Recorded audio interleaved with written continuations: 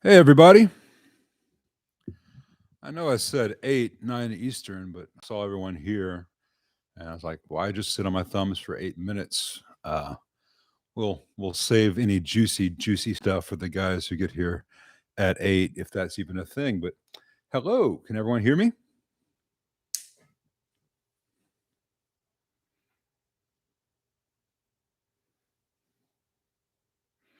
Yeah, well, I was just sitting here waiting for it to be 8 o'clock and saw all the people here talking to each other. And Lee Tintle had to go to bed, which I can relate to. From when my kids were young. So I was like, all right, let's just get this thing started and whatever. It's subscribers only, so there are benefits. And if people join us in a little bit and they were like, "Hey, thought it was at 8," I'll say, "Yeah," and it still is.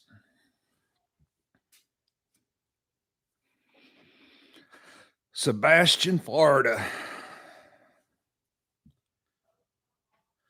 Now I want to ask a favor because I have not. Let me see if I can make this thing bigger. Yeah, all right. And now I can see the questions.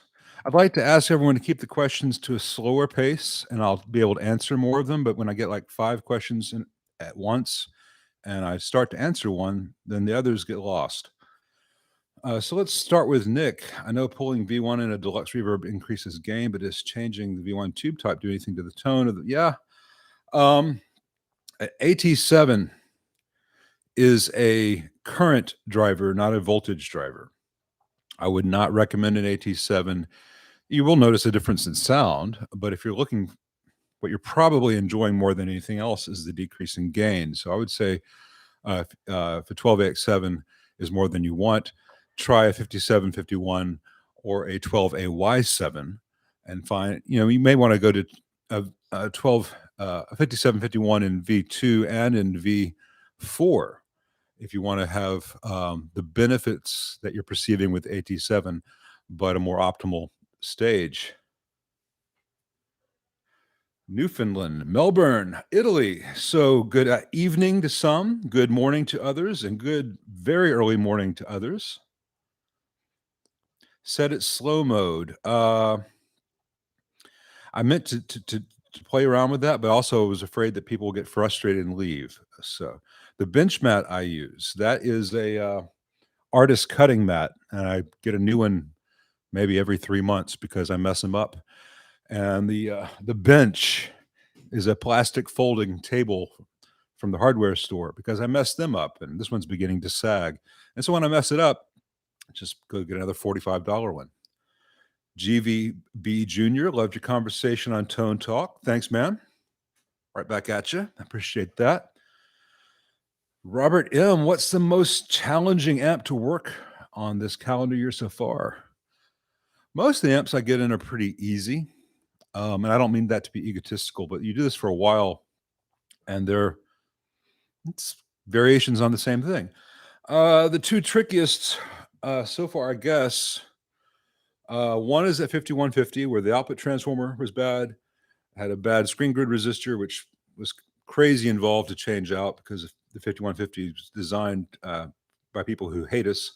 And then a bad output jack, and all three things had the same symptom of low distorted output. And yes, each thing was bad. I confirmed that I had not missed something. It was just an output jack, or I had missed something. It was just this. All three things went bad in the same way, which tells me that maybe the output jack was the start of that chain reaction. If it loses that load, but I don't have a crystal ball, so I don't know. Hello from Las Vegas. Very cool. Thanks, Random Task. Paducah. Very good. Thanks on the mic drop. Yeah. People are always drop the mic. Mike, that's never their own mic that they're dropping. Let's see. I don't think Dave likes the sound of Mercury versus Marin or Habor or some others, but you'd have to ask him about that. I know that he was friends with Patrick as I was, and I've never heard him say anything bad about the quality, but different iron sound has different sounds. And I have never had a problem with the sound of Mercury iron. I've never had a problem with the sound of Haybor. I've never had a problem with the sound of classic tone. I've never liked how flimsy their flanges are, but that's a non-issue now. So I have not seen any of the cathode biased Blues Juniors in yet. I would love for it to be cathode biased and be sane and three-plated tube board. That would be great. I would suggest that if Fender, you're going to change that much about the amp, don't call it the new Blues Junior 4. Call it the Blues Junior 5 or the Junior. We're really sorry about the past 30 years of stupid things that catch on fire. Yeah, Dave's been very, very supportive. We've talked about some options with amps and pedals and maybe some easing of some of the obstacles I've been fighting. So I will talk to Dave a little bit more this week and talk to some guys he's putting me in touch with, and I might have some updates. I'm not sure that I'm going to make the pedals again because it would take a pretty big investment in capital that I don't have. But I might be able to find someone interested in licensing them and making them properly uh, the way I want them to exist. I would love to have those pedals available to people, especially at a lower price than I had to charge when I was hand making each one. I also don't want to spend 5 hours making a pedal. It's a tough thing. Yeah. Yeah. Dave's been a very invaluable resource in a lot of ways over the years, and now very directly so. And I very much appreciate how giving he's been and helpful. And I very much appreciate the invite to Tone Talk. And he's threatened to come on here sometime. He'd have to be subscribed, though. I did change this to subscribers only. Hey, thanks, Brad. To participate in the chat, anyone can watch the chat, but first of all, it keeps out the spam bots, or at least we'll keep them down. Thank you very much, Lee. Appreciate that.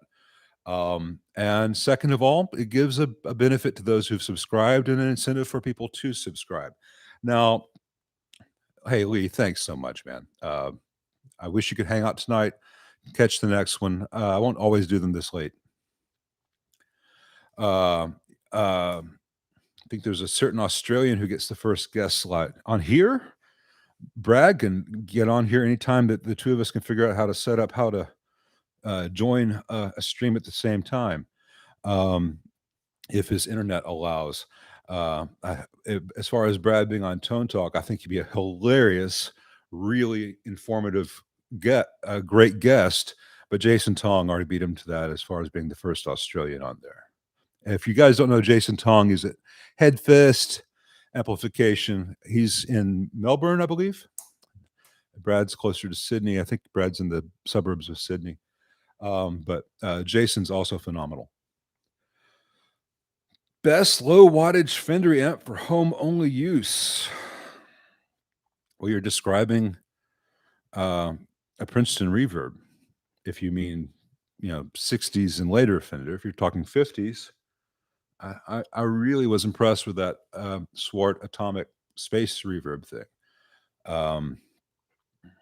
Nola rocks. I am soon to be accepting new clients. I'm still playing catch up. It's just been a lot of fun. But hey, New Orleans is Memphis South and etc. If you want to come up, drop them off at Martin Music, as long as you're not in a rush. New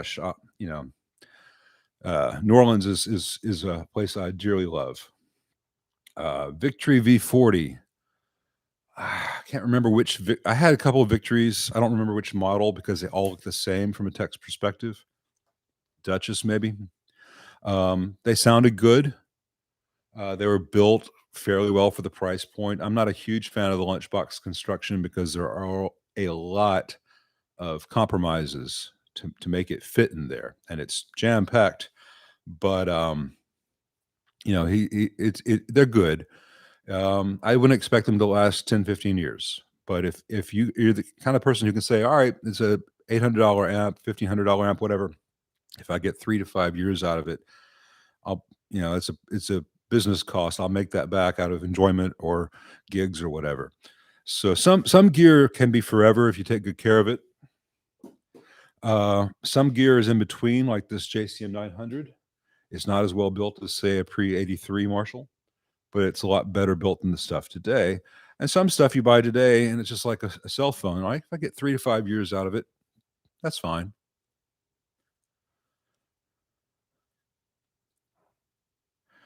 Andy K, your channel's led me to Brad Tone Talk and Richard Kunel. Hey, I'm glad to help. You're very welcome. I want everyone to know that you do not have to make a donation for me to answer your question. Uh, can everyone just stop for just a second on the questions? They're piling up again. But I just want you to know that you don't have to pay me for me to answer your question. I appreciate the donations. Doing stuff like this does take time.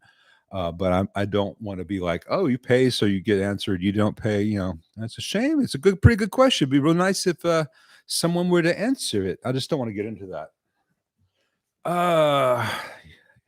Have I worked on a Dr. Z EMS? I have no experience with the EMS. Sorry. Top coat wire, yeah. The stuff from Valstorm is really good. What, Princeton? Hey, Brad Householder. Are you Brad Householder?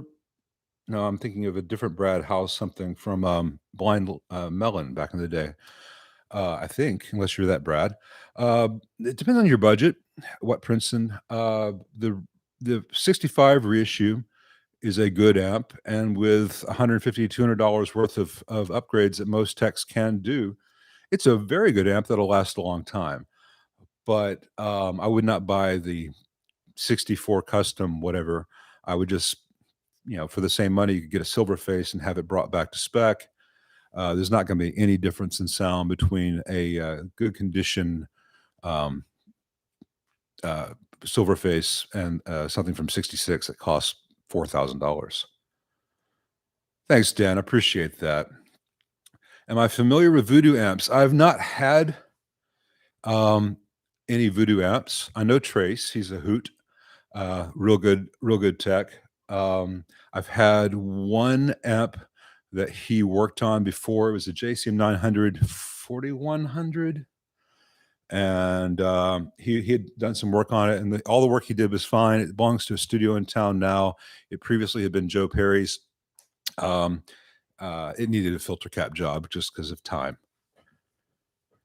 And yeah, everyone thank Brad from Brad's Guitar Garage for stepping in and moderating for this. I really appreciate it. And Brad, you don't have to send me $10 since you do all this. And if you were to tell me ahead of time when you're going to do your own stuff, if you need a moderator, I'll be glad to get in there and kick bots and tell people to like and subscribe for you.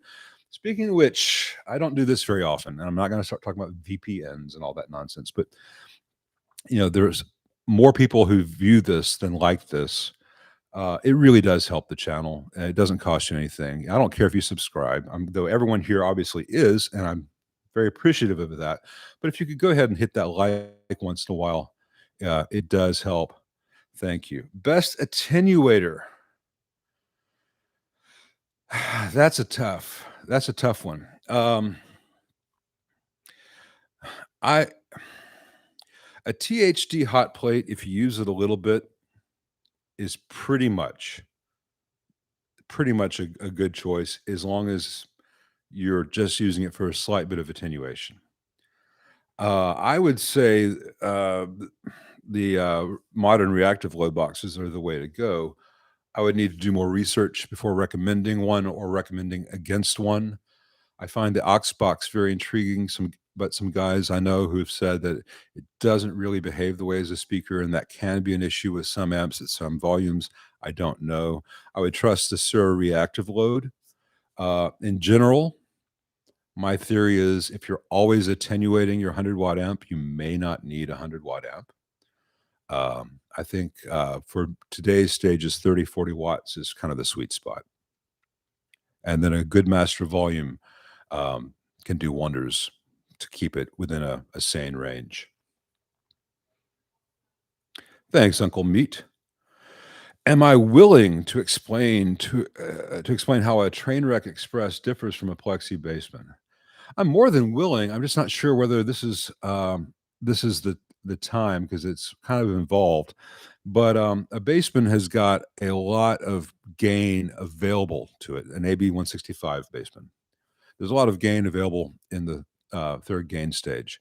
And Fender is doing a local negative feedback there, which turns off most of that gain. Not all of it, still has a lot of gain available, but they've got a 470K local negative feedback, which prevents it from having as much gain as it could have. And what Trainwreck did, what Ken did was to say, all right, let's just use all that gain. And instead of doing local negative feedback there, we're going to attenuate the hell out of it after that and use that to shape the tone and dump a lot of lows. So it's using a ton of gain at that stage, is not hitting the next stage as hard as it could. And there's a lot of stars that need to come into alignment for that circuit to work well. That is not something someone who's built a few kits should try, because you will have no end of oscillation and crosstalk and noise and buzz and hum. Ken did it very well. Others are able to do it. In all modesty, I've done it, but it's not a first rodeo kind of thing, and because you have to know what everything in the amp is and how it relates, and moving a wire an eighth of an inch, a 16th of an inch can make that amp stable or unstable. Lyle or Kyle? Lyle. I know you're kidding, Uncle Meat. Let's see. Scrolling back up, I almost missed a question. Wow, they're flying. C12K. I don't know why Fender uses them, other than they probably get a good price and they don't die in a deluxe reverb, so they don't have as many warranty issues. Thanks, Louise. Appreciate that. I'm playing catch up to the comments, so if everyone can just sit on their hands for just a minute. Let's see. Alessandro hand-wired Fenders. I have no experience with any of his amps. I have no negative or positive thing to say. I hope that when I do, that it's all positive. Why would local area techs refuse to take your HR Deluxe or DeVille to do my recommended preventive maintenance? You're nuts. I don't know whether they're saying you're nuts to spend that kind of money on that amp, or whether they just don't believe me, in which case you need to find a different tech. And yeah, I know that sounds egotistical, but let me put it this way. Let's give you some context. It's not just me. I know most of the truly great techs in our time. I'm not going to get into name dropping, but Friday was a pretty good indication if you got a chance to watch that. And when every great tech shares the same opinion of a model, it really doesn't matter if that is the most popular guitar amp in the world or if other techs think it's fine. There's always a line at McDonald's, but if you want a good cheeseburger, that's not where you go. Let's see. I'm still trying to play catch up. Stacko blankets. What material is 82K half watt? It's a just standard half watt carbon film. It's not critical. I wouldn't use a carbon comp, but film, metal film, carbon film, fine. Hey, Matt. I hope you're feeling great. Good. Clem Fandango. I first read that as Clam Fandango, and that sounded like a scary dance. Thank you very much, man. Hot plate is $500. Replacing an output transformer can be a lot more than that. So, it's a professional piece of kit. If you're saving money on that, you're saving money in the wrong place. And guys like Brad and I will continue to pay our car notes off those decisions. I think it'd be better for you to listen to our free advice than pay someone like us to say, I told you so. I don't know about the JHS Little Black. I'm sure the Friat Power Station is good. Steven knows this shit. Thank you, Clem. Appreciate that. Laney, I've got a video on one of the newer Laney amps. I didn't hate it. I was not impressed with it. What speaker would I recommend for the Fender Deluxe Reverb issue. Thanks, BB Made.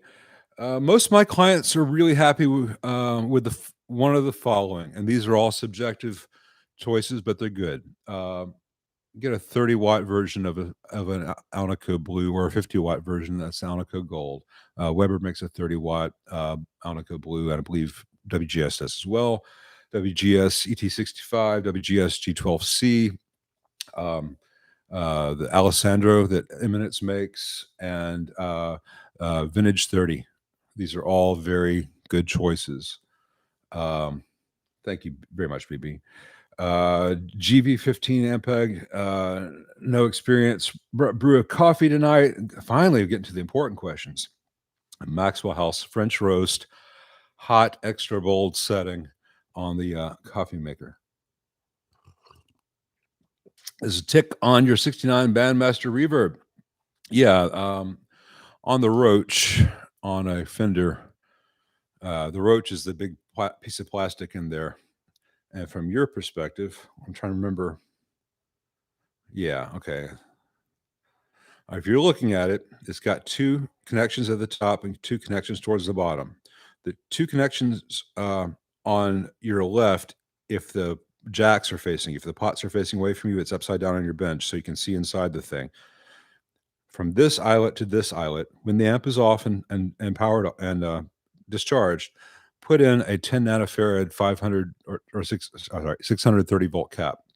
So there are four eyelets here, here, here, here. From your perspective, from this eyelet to this eyelet, put in a 10 nanofarad, 22 nanofarad, if that's all you got, 600 volt cap. The ticking should go away. Or have your tech do it. Thanks, Arno. That's very nice. Hey, John. Thank you very much. What do I think of Bedrock amps? I've had one or two in. They're all right. Nothing stood out bad or good about them.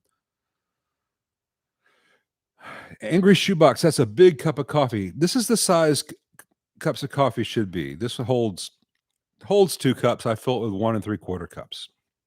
I don't know. Well, Tom Petty is a good role model for that. Gotta scroll back up to some questions I missed. Replacing power tubes is preventative measure. Guitar Jim. I wouldn't replace them preventatively necessarily. If you notice a sound get weaker, or you notice any hum or any microphonics, yeah, change them out. But right now, given the price of tubes, which are artificially high still, even though the shortage is over or abating, defer that if you can, unless you're just rolling in it. I will give a tip on that. It's something I meant to put in the biasing video, and I got distracted. If you can afford to do it, if you have a Fender or other amp that uses 2 output tubes, you can do it on a larger scale with an amp that takes 4. But I recommend to my clients a lot of the time, if they have a deluxe reverb, for instance, buy a matched quad of power tubes. I will confirm that they're all matched. I will bias the amp for one pair, the other pair are your spares. You ever have a problem, pop the other pair in, you don't have to rebias. You can do that buying sets of 8 or 12 tubes, if you have the pockets, but it can be nice. Let's see. Princeton Tweed, Sweetwater. I'm not a big fan of the Cannabis Rex, but and I think the Princeton Tweed is it's a strange beast. I don't want a reproduction of an amp that came out in 1964 with a covering that they stopped using in 1960. But that's me. There's nothing wrong with it if you like it. I don't know the JHS little black box. Good on you for paying off your car, new motorcycle. No experience with the Mojo Tone blackout amps or any of the Mojo Tone built amps. Weber 12 F150 is a good choice, but I've had inconsistent results with Webers over the past 5 years. I'll just say that I found when Ted was alive, the speakers were consistently a little bit better. Let's see, Alnico Cream. Oh yeah, I love the Alnico Cream. The Alnico Cream, the Eminence Eric Johnson Alnico And I love the Creamback 65. Thanks, Hal. Thanks. Just saw you there. Welcome. Um, there's a lot of good speakers out there in the world, and I'm trying to catch up. Let's see here. I scrolled too fast. What are my thoughts on paralleling smaller film caps, electrolytic? I s- it can stop a little high frequency stuff that should not be a problem in most tube amps. I've done it in a few amps. If you build an amp and you see high frequency oscillation, that can be good because a large value electrolytic uh, capacitor, say 100 microfarad, is not as good at filtering the higher frequencies as it is the rest. So if you help it out with something a tenth of or hundredth of its value, say 100 nanofarad, 630 volt, that can take care of the frequencies the larger cap really can't. But it's rarely necessary. It sometimes can be good. It's a nice trick to have up your sleeve, but not something you need to do as a matter of practice. One of the things random task says Sonic Audio coffee mugs. Let's make the merch happen. I was looking at the stuff that Tone Talk had, their T-shirts and mugs and stuff, and I'm gonna talk to Mark about this. I have not felt one of theirs. I'd like to make this stuff available for people who want to have it, and a nice little micro revenue stream for me and some brand awareness. Not I don't want to be pimping coffee mugs, but if people want to have that kind of thing, a T-shirt or hat, whatever, I'd like to make it available. But I don't want something that's crappy quality. I don't want you guys just buy a $20, $30 T-shirt, have it shrink 3 sizes or fade after a week. I want to make sure they're using Hanes or some other good quality thing, and the coffee cups aren't crap and are dishwasher safe and microwave safe and all that stuff. So I got to do some research on that.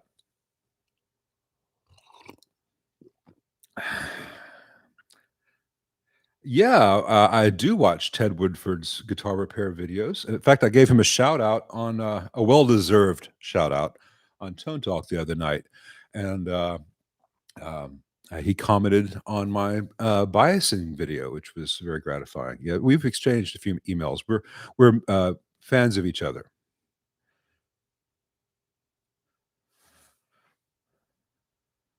How do you determine total speaker load wattage if you're mixing different wattage speakers?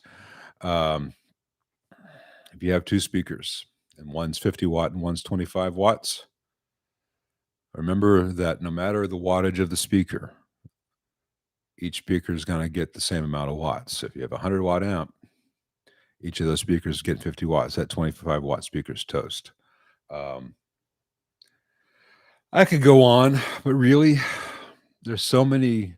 Well, unless this is happening, that's a maybe I'll do a video on that someday. But that's really, when I talk about there are books out there that if you're really serious about this, you should read. That's a pretty good chapter or chapter of a book.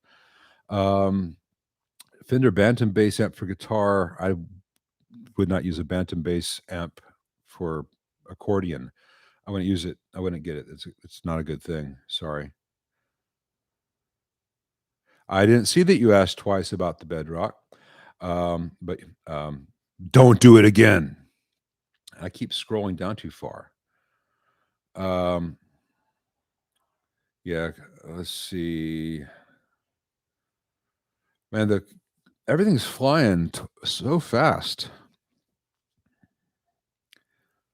Um, cold clipper stages and implementation of those. Maybe I'll do a show on cold clipping versus warm bias and all that fun stuff. Um, done right, it's a fantastic thing. Done poorly, it puts bees in your amp, and some guys like the sound of bees in their amp. Solens are not audiophile nonsense. Um, and the premise of a cap that you never need to replace is great. The trouble with a Solon is that they're very expensive and physically quite large. So if you look at like a car, it has relatively low filtering. So you can have 5 or 6 ginormous 10 or 16 microfarad caps in it. You try to do the same thing for something that needs more capacitance filtering.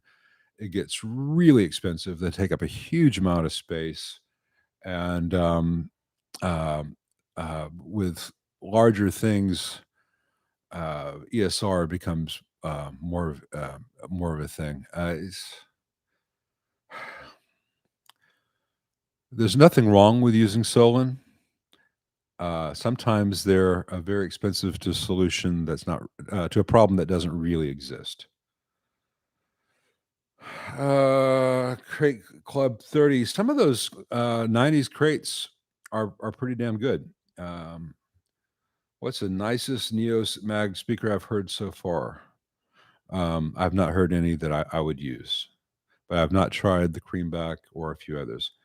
Filament bias, your thoughts? I don't have any thoughts on filament bias. You're missing the Chiefs game. That might be the highest compliment anyone's ever paid me on this channel. Are the Morgan MVP 66 heads worth the price?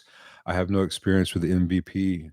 I've had some other Morgans that I've been less than thrilled with, but maybe the MVPs are fantastic. Have not worked on an Astroverb 16 for hard rock JCM 800 or JMP. What's your hard rock? Is your hard rock Alice in Chains? Is your hard rock Rush? Is your hard rock Alice Cooper? And that said, any one of those guitarists could sound fantastic on either amp, as long as by JCM 800 you mean a 2203 or 2204, not a split channel reverb. Why this song stinks? I haven't watched that because the guy's trading on Rick Beato's branding, and I think that's a little bit. Actually, I did see 5 minutes. If I made it that far of that, I didn't care for his approach to things. Have not used any YouTube stuff.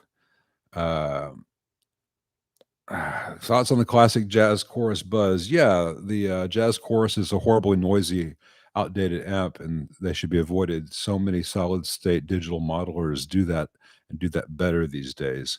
It's not 1978 anymore. The JC120, and I used to try to gig with one. I had like a mini Adrian Belew Discipline era King Crimson rig with it. Its time has passed. It's a noisy, unreliable, heavy one-trick pony. Had a Ginsbins Black Pearl 30, I thinking, but I don't recall much about it. Stubby coolers. You see, that's the trouble with you Australians. You can't say it's a beer cooler. You can't say it's a this. It's got to be a stubby. You got to make up a word, and I love you for it. Okay, so Scott, you're not loving that T-shirt quality. That's the thing. I don't want to sell anything if I'd be frustrated myself trying to use it. I mean, this coffee mug I've had 15 years. It's Crate and Barrel, not to plug anyone though. If Crate and Barrel wants to send me a whole bunch more of them, I really love this. It's the Crate and Barrel Cafe series, by the way. It's not an expensive mug. It's good. It feels good in the hand. The handle is comfortable. It's a manly mug. Actually, for manly mug, you need to go to Manly, the audio gear manufacturers. But I'd like something approaching this, not something that I'd say, looks good. I'll put pencils in it. I am still trying to play catch up, and then there's some things I want to talk about. So I think I'm going to talk about something I want to talk about first, and then we'll get back to the questions. One thing I do want to, hey Wes, hey everyone who said hello to me that I've not gotten to yet. I'm not trying to play favorites. I'm just working my way through here. Do you watch either Uncle Doug or Fazio? I've watched a few of Uncle Doug's. In all honesty, he's not telling me anything that I don't know, but I wish to God I'd had it 20 years ago. And I really appreciate the time he puts into putting those schematics up there and going through with the whiteboard and showing everyone all this stuff, because I don't have the temperament or the patience to go that slow. So I think he does a great service, but I don't watch a lot of his videos because I know that. And I'm not trying to be, I already know that. I know everything. No, we're all learning, but and Colleen seems to be a really good tech. I've only watched 2 or 3 of her videos because she's doing stuff that I do all the time. But I watched to check it out because she's gained in popularity, and I wanted to make sure that she was on the right path and doing everything right. And I've not seen her doing anything wrong. I've seen her doing everything right. More power to her. Rock on, Colleen, if you see this. So I don't watch a lot of amp channels because that's my day gig. I mean, I watch Brad because he's my friend and he's funny, and he allows himself to cuss more than I do, and he does it in humorous ways. But I'm not watching him to learn how to fix an amp or anything. I basically want to say what shit he says next. So I'll watch Ted Woodford and some other guitar stuff, but not amp stuff very often. Now, here's what I wanted to talk about before we get back down to the important stuff. So if everyone can just bear with me. I have a weird thing. This is why I called this one Guitar Geekery. Let me get my strap off the stand. So I've been playing around with string gauges. On this 335, I've got NYXLs, the Darios. These are 10 to 52. I went from 10 to 46 to 10 to 52, and the guitar has woken up. And I'm really liking these.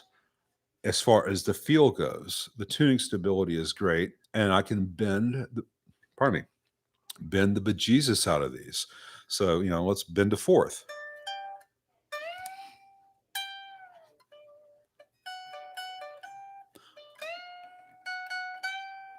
No problem bending a fourth with these NYXLs, and they sound good. But I was curious, my buddy Richie Fliegler, speaking of Alice Cooper, if any of you guys know Richie, he's rarely wrong about such things. And he said I should check out these Kurt Mangan round core nickel wounds. So I got this set in 10 through 46 to put on the SG. And a couple of things. I like the sound of these strings, perhaps a little bit better than the NYXLs. I need to do some more playing tests.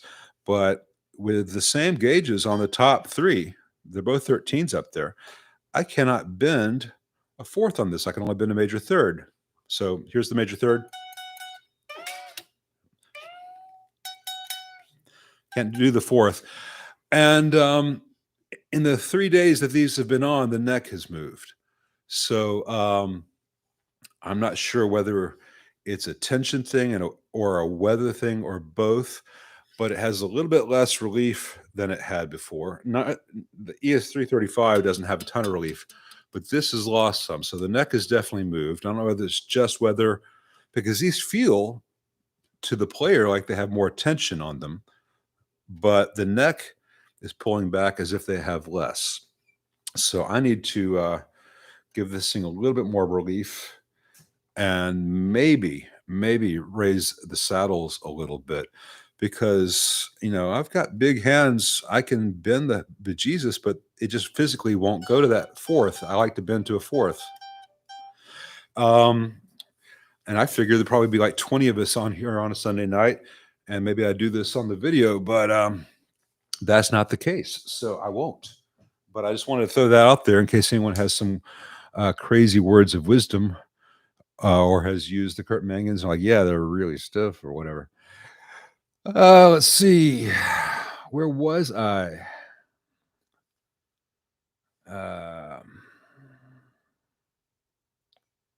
I'm scrolling up to where I stopped it. For those of you who've asked questions I haven't answered yet, I'm trying to get to as many of them as I can. And they're piling up. So yeah, the Korg YouTube made a lot of promises that I have not seen trickle down to anything. Oh, my lovely wife is here with another cup of coffee. She's awesome. Want to say hello to the gang? Sure. Come say say hello. Okay. Now you guys, none of you be creepazoids. This is Nikki. My hair's not done or anything. Sorry. This is my lovely wife, Nikki. Oh wait, where am I looking? There. Up there. At the smiley face. The sticky note. Yeah, look at the sticky note smiley face. Hi everybody. All right. Everyone, thank her for the coffee. It keeps me sane. It's not empty yet, but I'll thank you. All right. What it was about the Laney that didn't impress me, just didn't. Yeah, a lot of. Look for the video. It's on my channel. It wasn't terrible. Just they're better amps for that price. Supersonic 22. I wouldn't buy a Supersonic anything. You can't get a good distortion sound to save your life. It's not the speaker. It's the speaker and an open back.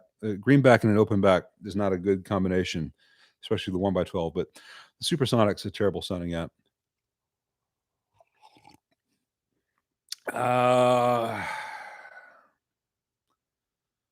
Yeah. Sorry about the SVT Classic and the reissue Fender Twin Custom. I don't know about the 68 Custom. Yeah, the 68 series that Fender has is terrible. Hello.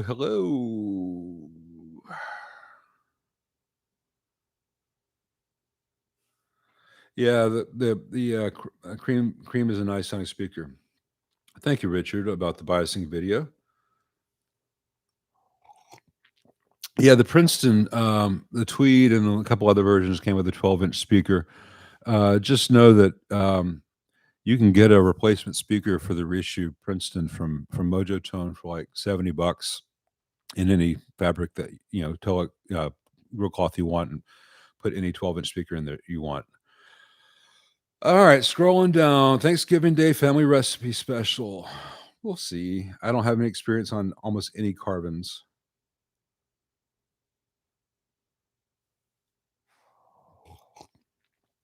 Good power conditioner brown box. It's a long discussion that people won't benefit from. Most power conditioners, unless you're spending over $1,500, are marketing. Let's see. Still trying to play catch up. I place orange drops with.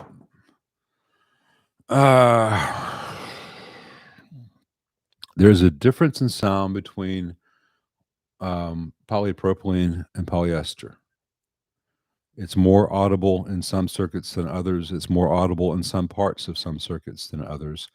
Way too much is made of those differences. Honestly, if you give a good amp builder a pile of Mallory's and you give the next good amp builder a pile of Wimas, both of them can build a fantastic sounding amp. You give someone who's not great a pile of Phillips Mustards, and they're going to make a terrible sounding amp with the caps that we're all told are better. So, that's a very small part of the recipe. What EL34 tubes that are good and sound good to buy now? Right now, the TADs are kind of the best game in town. Reeve amps. Do you mean Reeves, as in the high watt knockoff, or Rev? I only had one Reeves. It was quite good. I've not had any experience with Rev. No experience with the Bad Cat Player series. Yeah, you can remove the entire dirt channel and reverb circuit on a version 1 Hot Rod DeVille, but just don't use it. You don't need to spend a ton of money to mod it. Just doc, it hurts when I do this.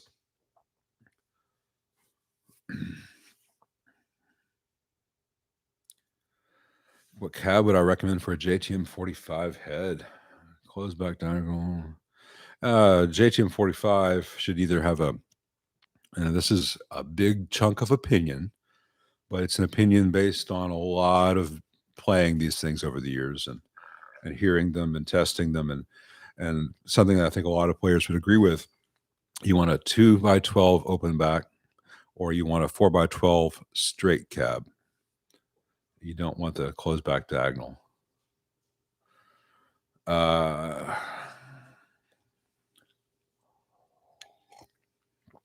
Looking here, I am running the vocals through the O-scope because if you look at any video or tutorial showing you how to set up a good look for YouTube, You're supposed to have little things of visual interest in the background that aren't distracting, but that just give depth and interest. And I was like, oh, that'll do the trick. Same way I've got my iPad there playing one of my old videos in the background just to have something to give it a bit more depth and a little, oh, something's happening. Uh,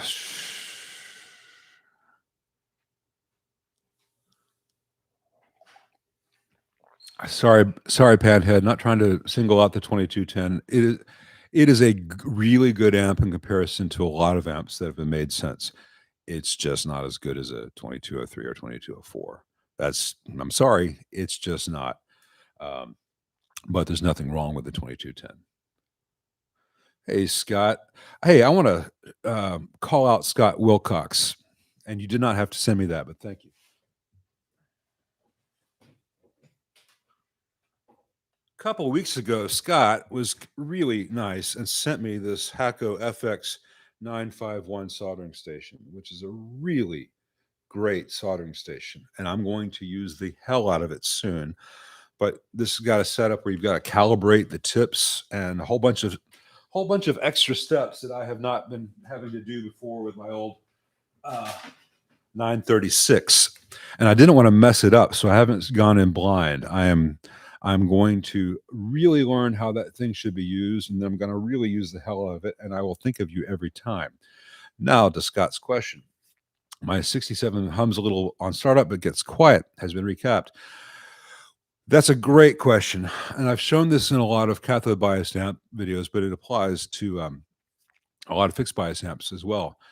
Output tubes, output sections of amps in general, there's a push section and a pull section. So one's doing the positive waveform, one's doing the negative waveform. They're 180 degrees out of phase. Any noise which is common to those gets mixed in together. And since the signals are 180 degrees out of phase, but the noise is not, when they get mixed together, the noise cancels out. The noise becomes 180 degrees out of phase, so you don't hear it, but the signal comes through loud and clear because the signal was already 180 degrees to start with. It's a little bit of an oversimplification, but that's fine for this point. So if your output tubes are each drawing the same amount of current, you're going to have the same amount of common mode cancellation. That's what we call it when any common noise is canceled out. Common mode cancellation. If the tubes are not drawing the same amount of current, you're going to have a little bit more hum. And so, especially when an amp is first warming up, one tube's going to warm up a little bit faster than the other, oftentimes. And so, for a little short couple minutes, maybe there'll be a little bit of hum that goes away as each pair of tubes or each output tube settles down to its operating point, and they're drawing the same amount of current if everything's fine, and then the hum decreases. Opinion on Black Star St. James. Man, I have no opinion on them. I'm intrigued by the marketing about tiny little transformers going to change the world, but I'll believe it when I see it and hear it and make sure it doesn't catch on fire. I've seen that I've gotten some top chat donations that I've not gotten to yet. I'm gonna try to get to all of them, but again, I'm gonna try to get to all the questions I can. It's not just those who give me money. I'm very gratified by the donations you guys are making. But that's not the condition for me to answer a question. Whose gear reviews do I trust, if any?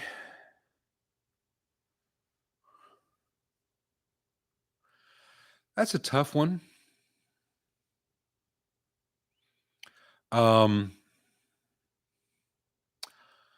Because I've been very discouraged. The more I learn about the industry and how things really work, the less I take online or magazine reviews seriously. And at the same time, the more contacts I make, the more I don't go to the common sources for reviews. Now I know that saying that I am a source for reviews on some small scale, but like I said, I got these Kurt Mangans because I know Richie Fleegler likes them a lot. And Richie, if you don't know, used to be a VP at Marshall. Used to be a big guy at Fender. Real involved in the entire world from the 80s and 90s and 2000s. He's doing his own thing now, but he was there for an awful lot of stuff, and he knows all the guys. He still plays guitar with Alice Cooper. Used to do it on in arenas. So he's been there, he's done that, and he said these things are really good. And if Richie says try these, I'll try these, and I've tried them. I'm not nuts about the tension yet, but the sound is really good, and the tension might be a change in the weather that just coincidentally happened at the same time.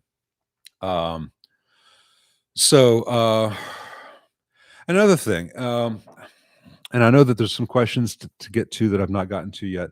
I hope you guys can bear with me. This is, I think, an important thing, and I'm debating whether to name the reviewer. I'm just going to say a very nice man who's very well known. Seems like a really nice guy, and he does gear reviews and interviews for a well-known magazine that also has YouTube channel. And he was doing a review of the same Sir Ombre that I did about a week and a half ago. And in I only watched the first 4 minutes of his video because I had to stop because I was getting angry. In like 4 minutes, he said 50 things that were wrong. He said it was hand wired. It's not. It's PCB. It's really good PCB, but it's not hand wired. He said it was probably inspired by the Princeton. No, it's a pretty much straight up clone of the 62 Deluxe. He said that it had harmonic trim. No, it has a standard bias wiggle trim. Doesn't have the harmonic trim. That's the Pro and the Concert and others from that era, et cetera, et cetera. He just said all these things that showed me that he didn't even read the product literature, let alone look inside the amp or even know what it was he was hearing, because he played a good sounding, straightforward bias trim sound and said, listen to that harmonic trim, that's just so magical.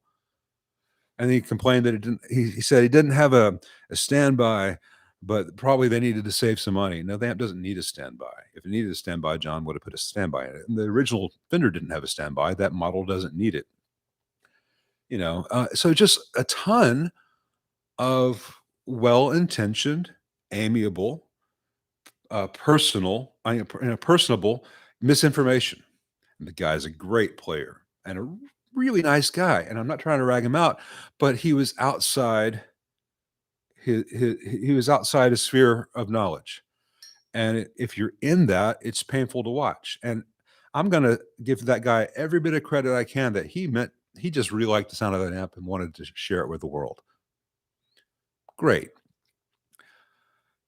Let's say that is the best intention review you're ever going to see.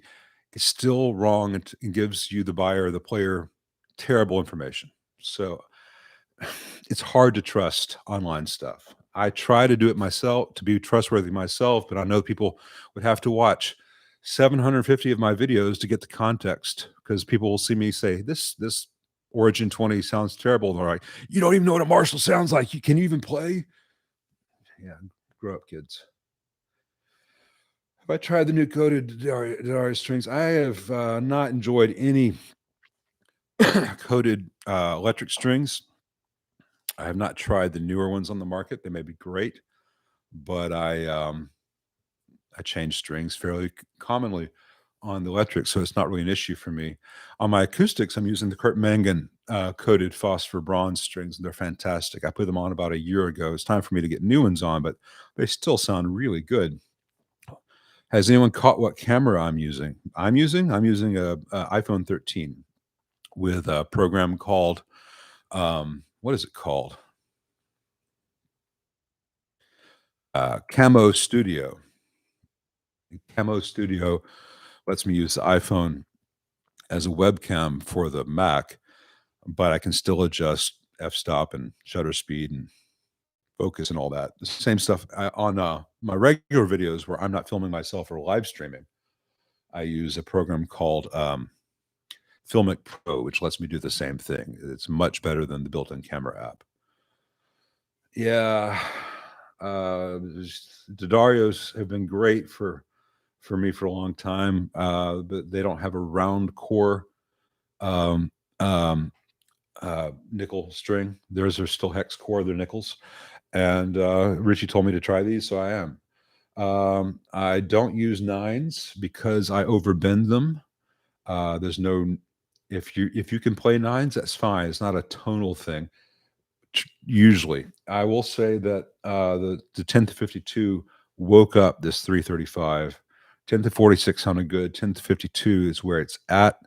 And I straight up will tell you that I tried it because that's what Lifeson uses on his 355 and his other hollow bodies.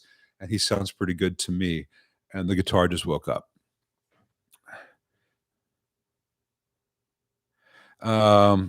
Wes, Kurt Mengen's been easier than NYXLs. Are using the round core or the regular ones. So let's see. All right, it's still all right. I got lost.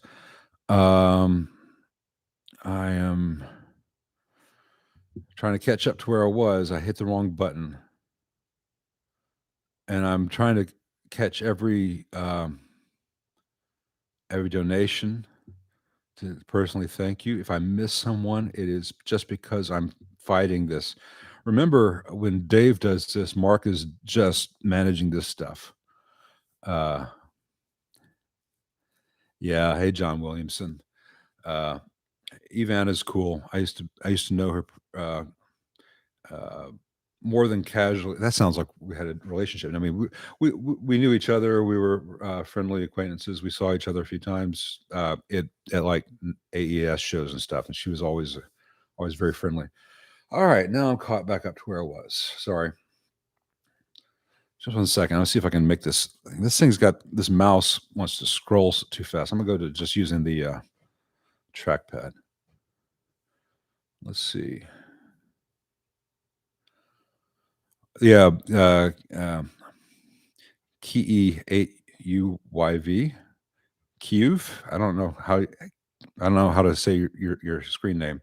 Yeah, the guitars are the same string length. 335 and the SG are the same scale length. Not tried String Joys. Beato, Schul, and Honorado would tell you the string gauge makes no difference in the tone. No, they would tell me that the lighter gauge sounds better. But and I watched that video, and I don't disagree with the style that they're doing. And if I were doing a lot of chugga chugga hard rock, maybe I'd want to have that tighter low end response with nines. I think Beato is using eights. I would bend them if I looked at them sideways. I use tens because I don't overbend them, and that's what a guitar should feel like to me, and that's fine. I think if you listen to the videos I've done where I actually set up a mic, the guitar and the amps tend to sound pretty nice. That said, my buddy Hal Hawkins is on here tonight, and he uses 9.5s and nines, and he sounds better than I do. So.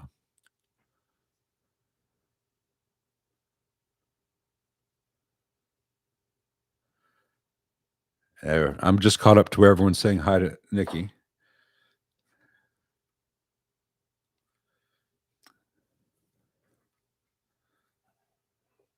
Something about Beato and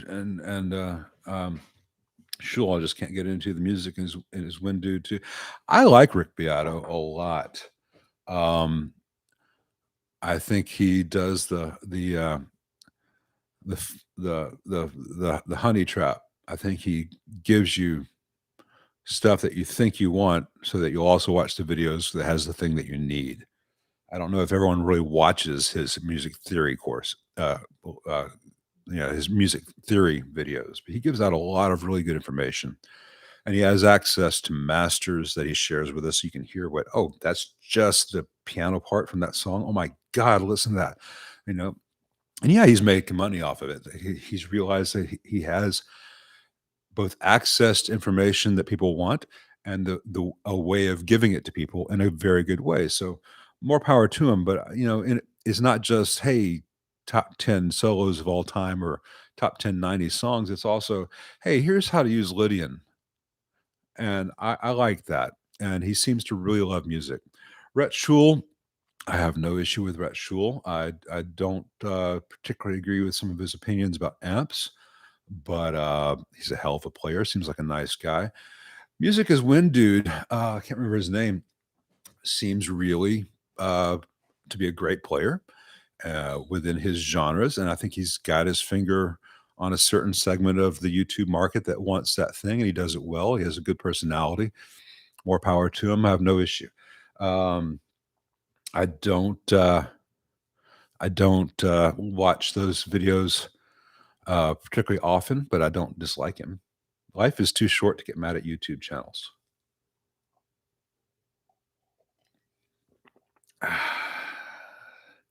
Yeah, there were. Hey, Ike Stoddard. I bought a silver-faced twin new in '71. It was stolen 2 years ago. Do you recall seeing twins that had an RMS power over 100 watts? And thanks to Nikki for your coffee. Yes, thank you, Nikki. And they had some 135 watt twins with the ultralinear power sections. Very, very loud, very clean amps.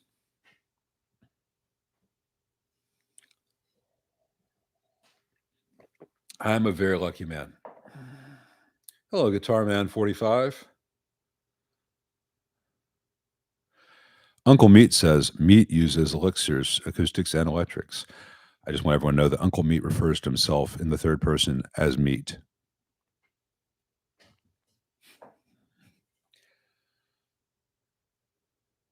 I'm going to have to hard disagree about string gauge versus tones because if it doesn't feel right, I can't get my tone. Yeah, that's what it's at for me. I need it. I need a certain feel and resistance. 1 to 5 watt heads I dig. I don't play a lot of them. You know, that Sword Atomic was pretty impressive. That was a combo, not a head. They may have a head version.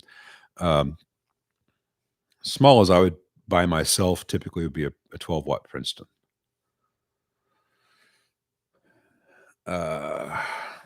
Mark, thank you very much. Quick thanks from Ottawa. Very nice. Are all solid state amps garbage? Absolutely not. There are a lot of solid state amps that are fantastic. But it costs less to make a solid state amp than a tube amp. So a lot of the lowest price amps on the market are solid state amps. And when anything costs very little money, you know, that's it's not going to be as good. But you know, there are fantastic solid state amps in the world. Do I have any videos on D68 customing a Princeton? I don't think so. I've got them on D68 customing a deluxe reverb, and much of it is the same process. If anyone looks at the 68 custom schematic versus the 65, it's like, oh, they've changed these 5 things. Why? Oh, that was stupid. Let's change it back. Jensen P12Q, they're a good sounding speaker, a little bit bright, especially at first. What I don't remember the wattage on the P12Q. I would probably choose that for the 5E3 over a deluxe reverb. I should open every vid with a Dokken riff. Maybe if I knew a single Dokken riff. No offense to Dokken fans, but I never. This is not heavy metal is bad or Dokken seems silly to me. And if George Lynch ever hears that, he'll probably bench press me to death. But thanks, Clem. All right, I'm still catching up. What makes deluxe reverb tremolos that annoying ticking? They all do it at a certain point. Hey, Fred. I addressed that earlier in tonight's video. There's a cap trick you can do. Scroll up to the first 20 minutes. You should find it after this. I have had no dealings with VHT Special 1220s. The old VHTs were great. I'm not sure that all of them still are with the current production, but I'm sure the Fryettes are. Have a noisy 66 skipper reverb gets worse longer it's on. Crackle and hiss, pilot light, also blowing prematurely. Any thoughts? Yes. Take it to a very good tech. And I mean this kindly. Please, please, please take this in the spirit in which it's intended. If these are the questions you're asking, you have no business opening it up and trying to fix it yourself. It's a 66. There aren't a lot of them left in the world. A 66 Super Reverb can be one of the best sounding amps in the world. We are not necessarily the owners so much as the caretakers of these. We can enjoy these for 20, 40 years, and then someone else could enjoy them for 20, 40 years. Please, please, please take it to a good tech. It may not cost that much to have made right, and it'd be totally worthwhile. What percentage of players are at a level with some of these specialty component changes, caps, tubes are noticeable? Man, for every guy who can hear a difference in a capacitor, there's 100 who say they can. Tubes can be more apparent, though you'll hear a difference in tubes more in some amps than others. But there's a lot of Emperor's New Clothes out there, and a lot of guys want to spend all kinds of money to buy tone and do anything to avoid time with the metronome. Let's see.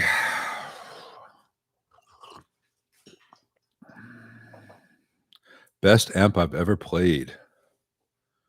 That's a tough one. I really like that 62 AC15. That was a particularly good one. Just about every JMI AC30 that I've restored has been something I have hated to see go. I did a 72 Super Lead that I think might have been my favorite amp in the world if I were to be playing it in a Coliseum, but it was too loud to play in a house. There's a video up. For some reason, it was only like 720p. Though I thought I'd recorded in HD of Logan Hanna playing a restored 58 5B3 Deluxe I did. And I didn't just restore it, I tweaked it a good bit because it was going to a studio in town. And that might be the best one I've encountered, though I, in all modesty, had a big hand in that. But sometimes the stars just align and all the wires are exactly in the right place. My favorite overdrive pedal, don't have one. There's some that I hate less than others. EV SRO12 Alnico. EV's weigh an awful lot. I've not, and it's like everyone's doing the EV 12, the big ceramic thing.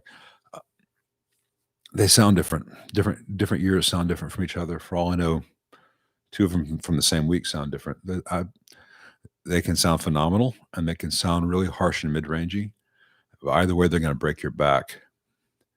Wonder if the Rivera is going to be fixed. Yeah, it is. I'm just waiting for a whole lot of parts to arrive and to be able to get to it. From Roscoe P. Coltrane, get 'em Flash. Is a 65 is a deluxe reverb 65 ratio good addition to a 65 super reverb and 65 twin reverb set? I want to collect the trio. Sure, they sound slightly different, and if you're going to be gigging with them, I'd say 90% of the time you're going to grab the deluxe because it weighs less, and it's the sound guys aren't going to want to kill you as much. Uncle Meat, someone's a Zappa fan. Yes, he is. Any good amp techs in Asheville, North Carolina, or Johnson City, Tennessee? I do not, but I do not know anyone. But I was up there in Asheville and Johnson City earlier this summer. I wish I'd known you were up there, Scott. At the time, we could have grabbed a burger. Yeah, the DR103 or 504. I think the 103 is the better amp, or at least the more flexible amp. Shake your booty. Absolutely. Absolutely. I'm a dancing fool. Hey there, people. I'm Bobby Brown. I'll stop there before I get banned from YouTube. Robot songs. Thanks, man. Recently got into old Filmo sounds. Some are good to go without work, but a couple I found problematically really low treble. How would I recommend approaching these things? I do not approach Filmo sounds. And I'm just going to be honest with you, cards on the table. I don't like the premise. I don't like repurposing something to that extent. I have a fixed amount of time. And if I want to make a funky sounding old amp that's going to be some really usually comes down to some variant on a 5E3 Deluxe, I'd rather just start from scratch and grab a chassis and choose my transformers and build it and not have to say, why did they do that? Or how do I fit this in here? I think it's just a little, it's very trendy right now. The same way when White Stripes came out, everyone wanted a Silvertone 1484. And then they found out how much it costs to recap the damn things because the voltage doubler power supply is a really bad decision made to get something under the Christmas tree for little Johnny in 1963.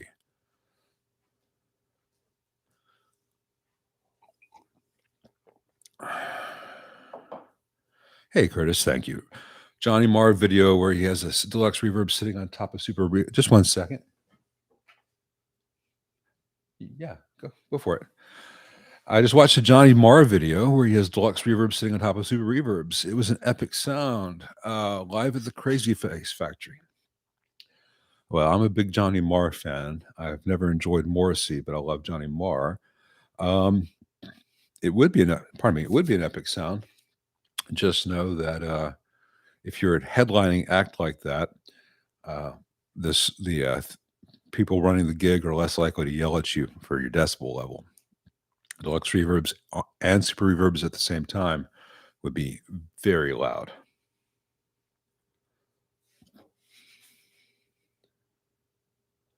Guitar amps tend to sound the same to me in YouTube review video. Let me try that again.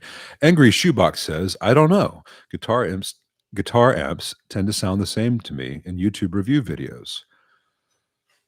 I hope they don't sound the same in mine, but I've noticed that an awful lot of people, when reviewing a guitar or a guitar amp or whatever, always have a delay pedal, always have reverb, always have some other thing, and you can't hear what the thing you're supposed to be hearing is. It drives me nuts.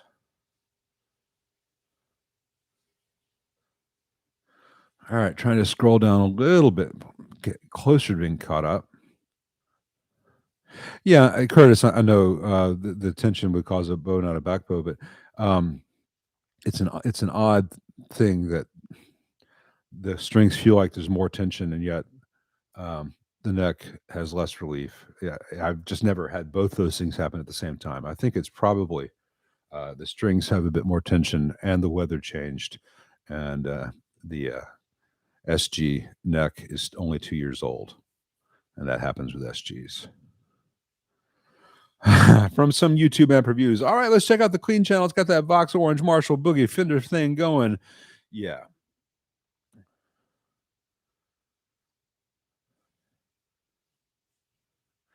People keep asking about attenuators. I don't really think I'm just qualified enough to say be very careful of attenuators and research it very carefully. I'm not qualified enough to say this one's great or this one's bad. Going on personal knowledge of the source, I would trust the SIR reactive load, whatever it's called. The Fryet may be great. The aux box is really intriguing. I'm not sure it's entirely safe for all amps in all circumstances, but I'm not the expert on that. Yeah, I watch that pedal show from time to time. Dan and Mick seem really nice. I like them as people. They're great players, and Dan obviously is a really bright guy to be doing the gig rig and all that stuff. Personally, I would go nuts if I had to talk about pedals all the time and say, all right, it's the great Tube Screamer contest of 2022. Remember we did this 6 months ago and the year before. I don't know. I don't know how they do it. I don't know how they sustain interest in it. I don't think they always know as much about the amps as they do about the pedals. And I had some friendly disagreements, not with them. I didn't argue with them, but I was watching the one they did on wet, dry, wet, or wet, dry rigs, and I was like, that's not what wet, dry is. But they want to know. I will say this, and Dan and Mick, if you see this, and you have issue with it, call me, email me. We'll sort it out. I've never seen them say, "I'm sorry, this pedal just doesn't sound very good," or "This pedal's okay, but it pops when you engage it," or "The pedal's okay, it just doesn't have much this or that." Everything's fantastic. Something is more fantastic than the next, but nothing's ever bad, and that's not my experience. Yeah, Squire Affinity just as good as American. Am I a Neil Sedaka fan? I've never thought about that. I'm not a Neil Sedaka hater, but I don't know. It's like, do you like vanilla?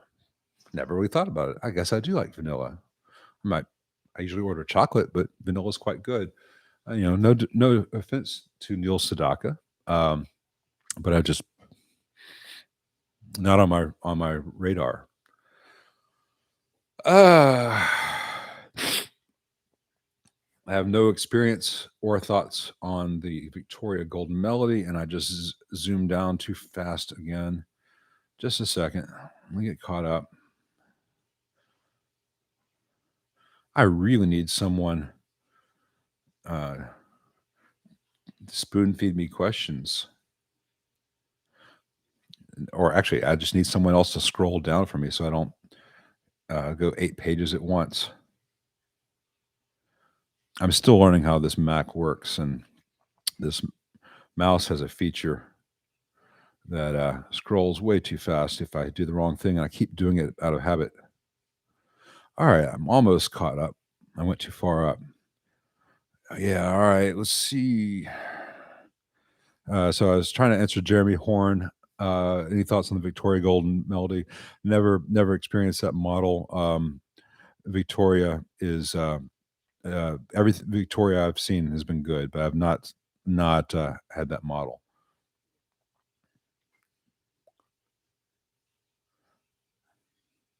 Thanks, guys, on the video quality. I hope the sound is consistent. I hope I'm not getting really loud at times and quiet at other times or distorting. Let's see. Set chat to slow mode will help. Yeah, I'm not sure if I can do that while I'm in the chat. I could have done that while I was setting up, but now all this stuff, it seems to me that you don't have access to this feature while it's happening. So I think next time, I'll be able to do that. Well-built 20 wattish clean Fender style head. Yeah. What's your price point though? Because you're describing, I don't know if Sir's got a head version of the Bella.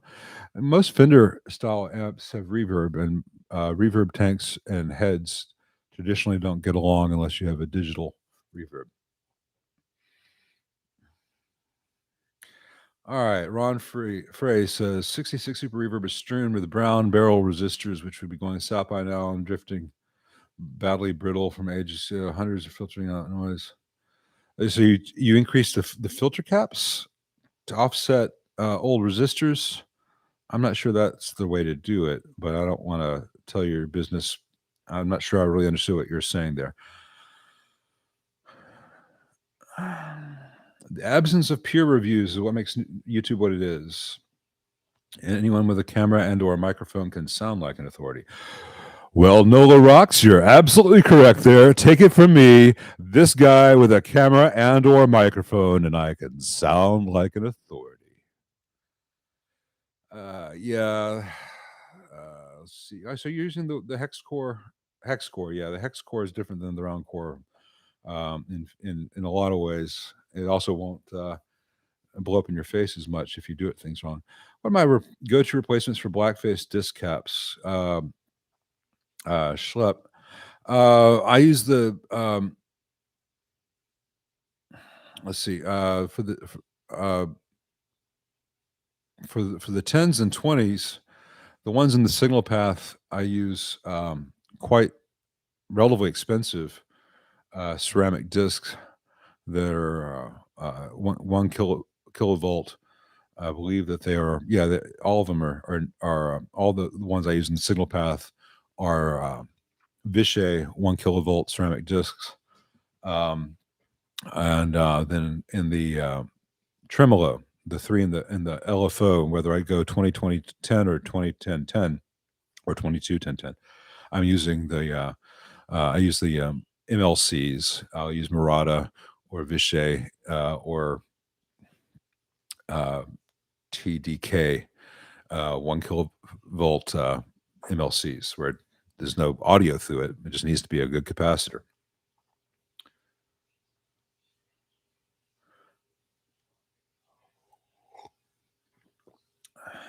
Hey, Nick Orr, appreciated my nerdy pop culture references on Tone Talk. Thank you for catching those. I don't think Dave or Mark got them, but Chris Buck is amazing. He's one of those guys you watch. And you're like, all right, I know how he's doing it, but how the hell is he doing it? Because he just does it so smoothly.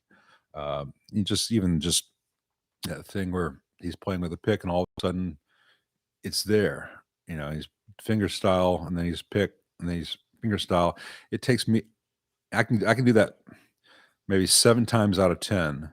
The rest of the time, it goes flying across the room. So, aside from playing guitar while doing that, but then again, I would never make a good magician. I can't do the Spock thing either. So, prestidigitation is not in my future. Is there a snail mail address for Psionic? Yeah, but I don't like giving out my actual mailing address on the internet. I don't want people necessarily even know where the amps are. All ultralinear rigs, all one kind of twin. I'm not sure I understand the question.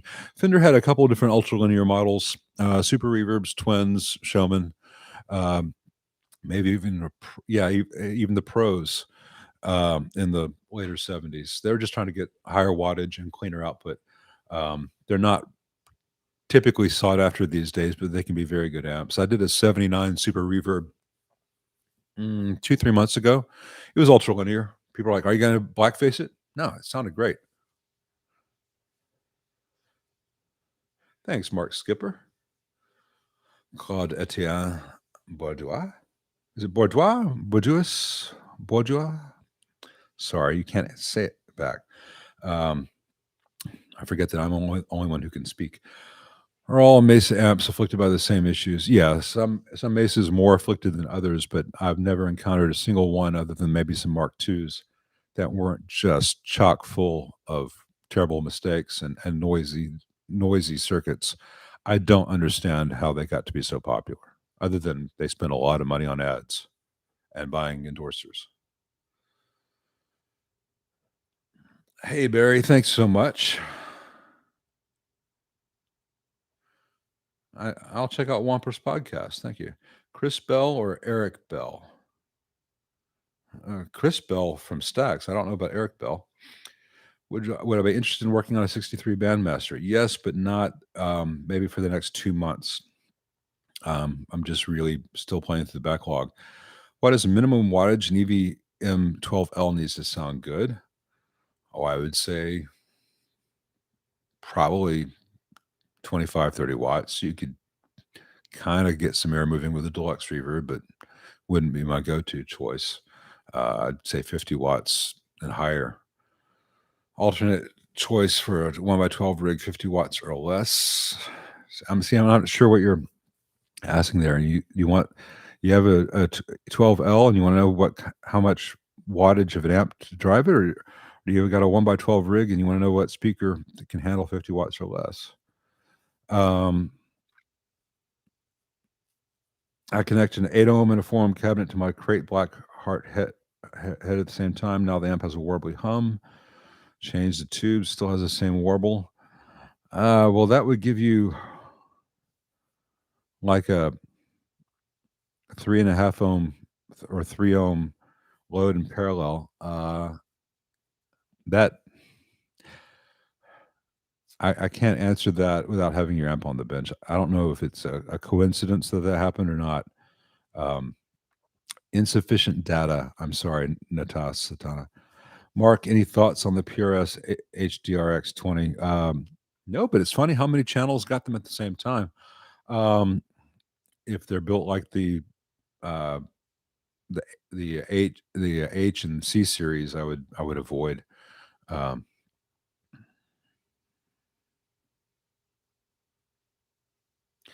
Hey, Jim A.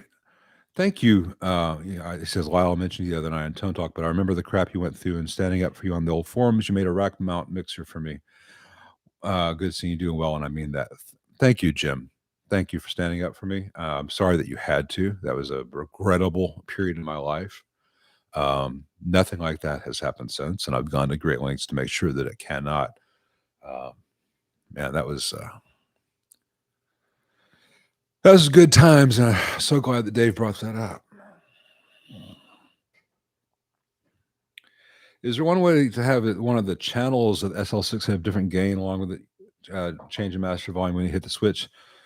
Yeah, there is, but it would cost an awful lot of money to have a guy like me go in there and change it from that switching setup to a relay thing.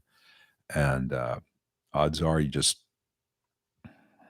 be better off setting it lower gain and using a gain pedal in addition to the switching in the amp. This is the SLX behind me now.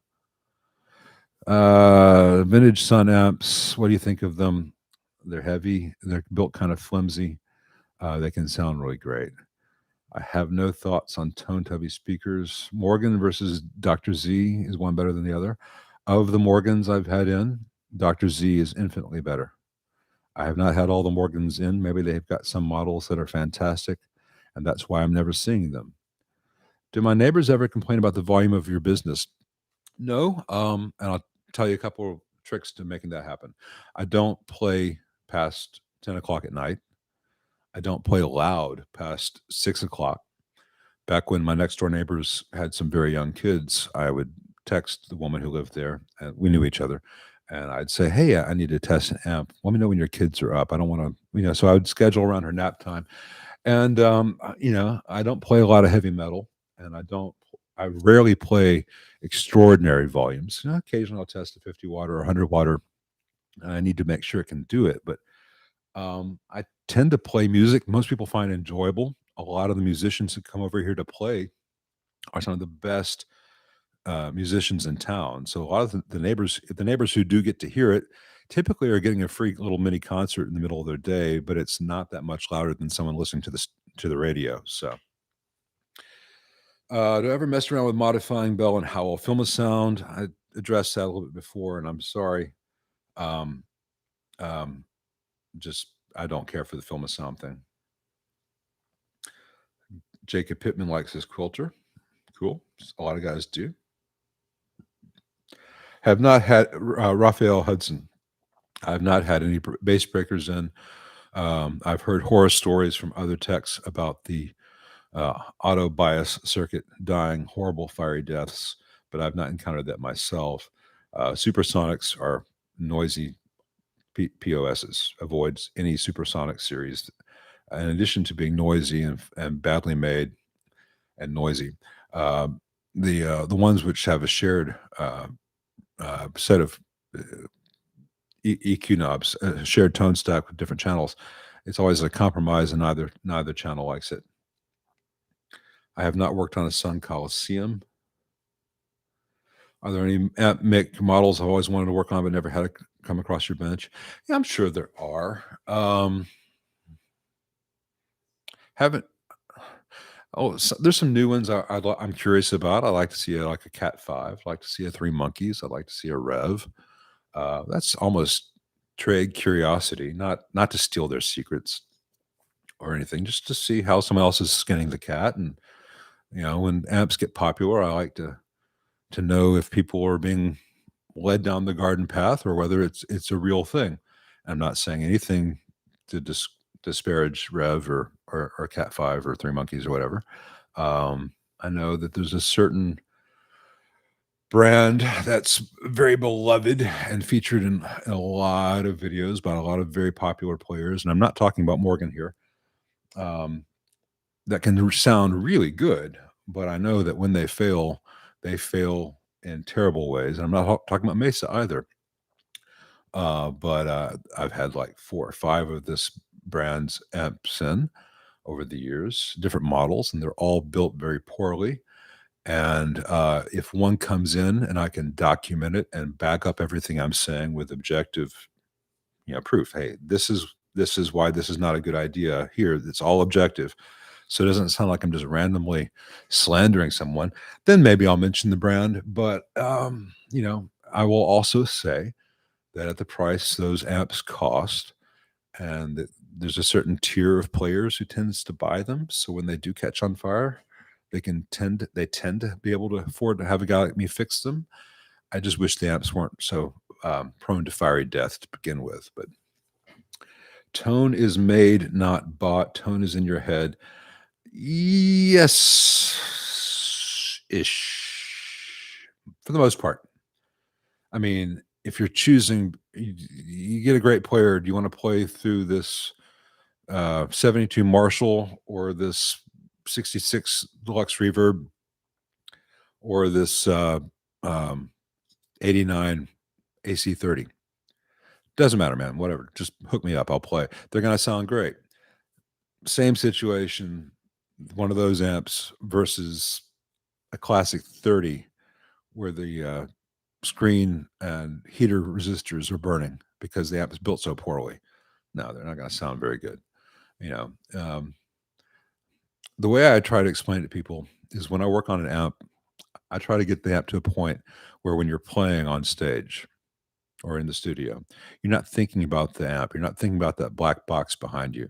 You're not thinking that, oh man, I need to turn the treble down before the next chorus, or you're never thinking, wow, it's almost there. I just need to fuck with this some more. You just think, oh man, I heard this idea. I played this idea. That's the sound I heard in my head. Everything's great. You're just being creative. You're not watching yourself create. You're not observing yourself, observing the gear, thinking about external stuff. You're thinking about the music. You're in the moment. You're creating. And that's what a truly great amp will do for a great player. And it's a lot of boring math and all the stuff that you guys see me do all the time. A lot of meticulous stuff to get to a point where, yeah, at that point, the tone is in the hands. The tone's in the player because the player doesn't have to think about the thing that I spent all that time thinking about, if that makes sense. I do an awful lot of thinking about amps, so a great player doesn't have to.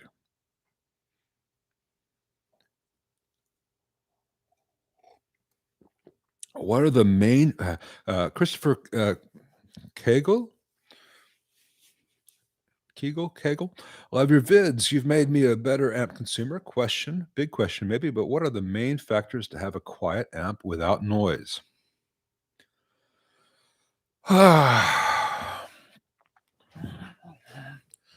You've got to have good grounds. You've got to have tight hardware. You've got to have good tubes matched on the output. You've got to have good filter caps.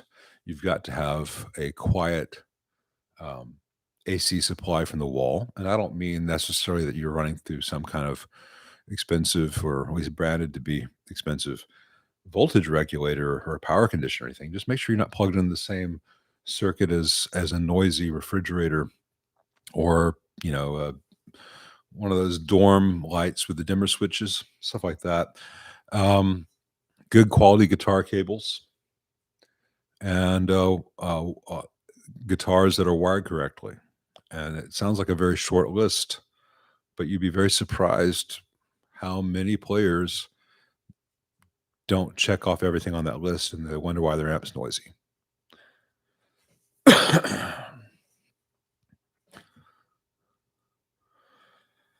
Love your channel. Only one in which the amps are demoed mostly clean with no pentatonic licks at 500 BPM. Well, thanks, producer man. I try to do my pentatonic licks at 477 BPM max. I do probably more than I should on pentatonics because it's when I'm thinking about the amp as opposed to playing, my hands just do the same pentatonic blues box stuff. And I'm on the guitar playing, the sound generation is autopilot because I'm thinking about how I'm going to explain this thing that I want to talk about the amp or whatever. Any knowledge of Sam Timberlake Tech in the Birmingham, Alabama area? Builder behind Sam Amps? No, I do not. B-side. Creamy Bone. There's a username for you. Do I watch Tom Bukovac? I have seen a few of his videos. Amazing player. But I've not watched a lot of them. What I have seen has been depressing because he's so damn good.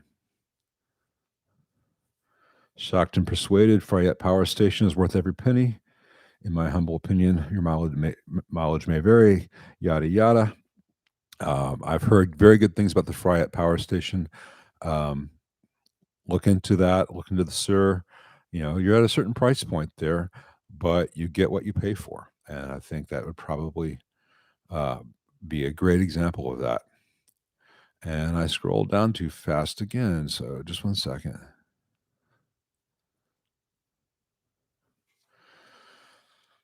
Oh, that's great. All right.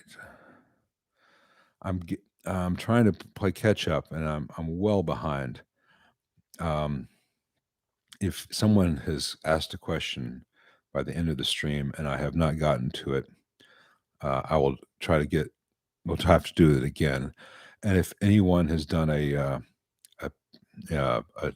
donation question and I've not gotten to it, it is not because I'm ignoring you, but I'm really trying to answer every question. I put the donation thing up there because I'd be a fool to turn away free money, but I'm not making it a condition for answering a question. If someone wants to donate, it's appreciated, but it's not necessary. All right, I went too far up again. One I missed, hand-wired Black Star Artisan amps. They're okay. The only Black Stars I would ever consider buying or recommending would be the Artisan series, but I'm not sure that they're not as good as other things on the market, in my opinion. But you can get good sounds out of them and probably get fairly good lifespan if you take care of them. I really don't like the idea of supporting that company. I think that they are really kind of all be in landfills at some point. Thanks, Dr. Gear. On the red curtain. That red curtain's been in the background on almost every video I've ever done. It's only now that I have the lighting set up that you can see it.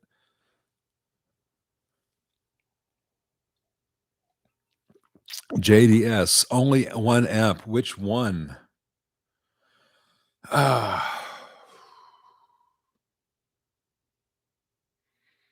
I could only have one amp ever, for home use or gigs, traditionally I would choose the Super Reverb because it's big enough for any gig in the world, but still sounds good at really low volumes and takes pedals great, but yada, yada, yada. I will probably never play any gig in my life now where I would need a Super Reverb. The sound is so damn good. I would probably say an AC30 because it does the clean thing almost as well as the Fender, and it overlaps enough with a Marshall to do that thing, and it has its own thing. It's highly subjective. I like the things that it does, but I can, and plus I can tweak them. But there's a certain amount of similarity to the AC30 top boost circuit and the JTM45 and the Tweed Bassman, and none of that's an accident. And so there's a lot of overlap there.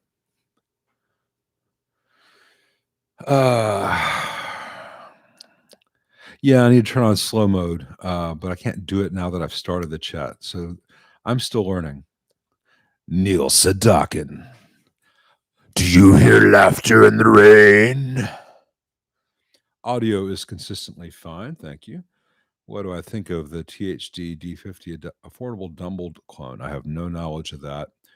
I used to have a THD univalve. It was really well built stuff. Andy Marshall knows his stuff. So if he has if it's Andy Marshall doing a THD dumble clone, it might be quite good. If you get StreamYard or a streaming software, you can add menu marks of good questions. Yeah, I don't. But the thing is, I don't want to have someone spoon feed me just the good questions or just the paid questions. I want to get to as many as I can. If I get a bad question, I'll either politely skip it or I'll say, sorry, dude, that's not a good question. Most of the time when I run into that, I say, that's not a question I can answer. in detail, given the time constraints of this format. Sound is great, better than most on YouTube. Sound is excellent. Thank you guys very much. That was Curtis and Island Winder. I'm surprised by that, honestly. This is a Beta 87 straight into a Focusrite Scarlett and nothing else. I have no EQ on, no compression, no reverb or anything.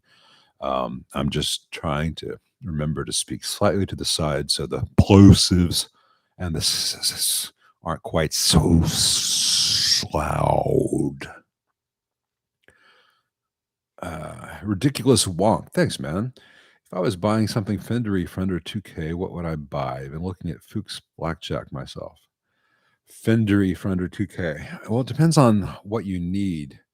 Fuchs does good stuff. I'm friends with Andy. He does not make a bad amp.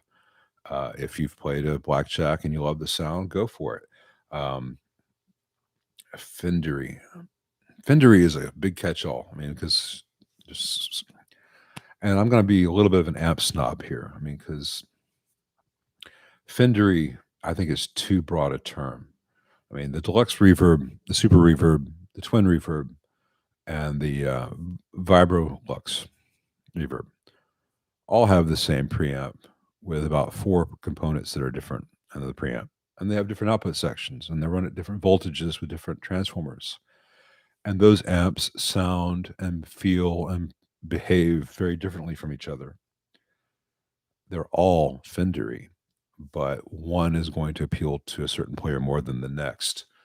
And I can't tell you whether you're a Vibrolux guy or a super reverb guy or a deluxe guy.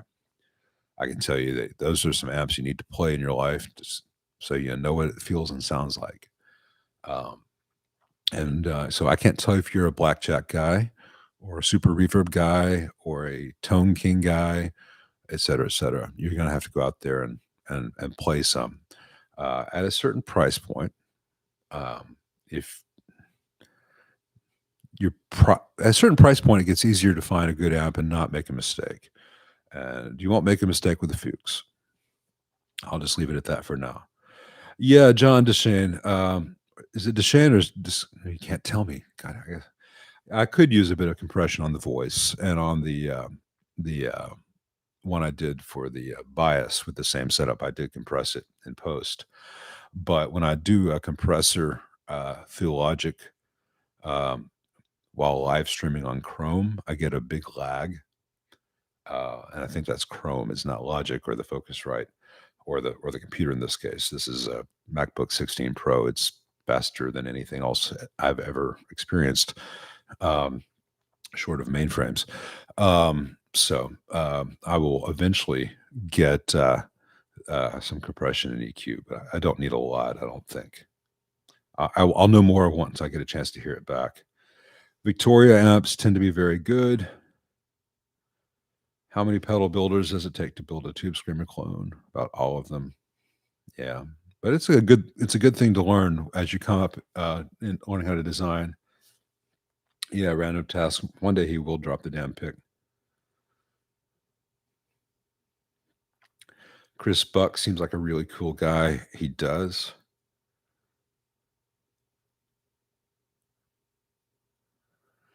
What I see as a pros cons between head only versus combo. Well, head weighs less in itself, and you can use it fairly easily with a lot of different speaker cabs. Or if you already own a bunch of speaker cabs and speakers, you only need to buy the head. You don't have to pay more for the combo. The advantage is especially for an amp like the Bell, it's a one-hand grab and go. There's your amp and cab all together, one trip to the car. There's going to be different sounds based on a 1x12 open back combo versus running the same amp into a closed back 2x12, whatever.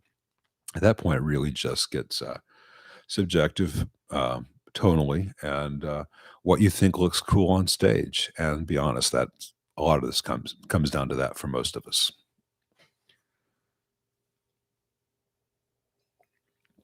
Where do picks go when you drop them? Producer Man wants to know, where do picks go when you drop them? In my experience, inside the acoustic, but now I've got the 335, so inside the F hole. There is a pick that I love that I don't have in my pocket right now, which would be funny. And I don't remember the name of it. V pick or something like that. Someone left it here. I don't even know who left it here. And it's a clear pick. And I picked it up and I was saying, oh, I'll check this out. I saw all the ads. And I can't strum for shit with the damn thing. But for alternate picking, it's like butter. It's just so quick and efficient, and it feels like a thin pick, but doesn't flap, but it moves the string perfectly. Just ideal. I can't use it for general purpose guitar because I can't play rhythm with it. But the thing is really small. It's about the size of a Jazz 3, and it's clear. So basically, they made a contact lens. If you drop that pick, forget about it.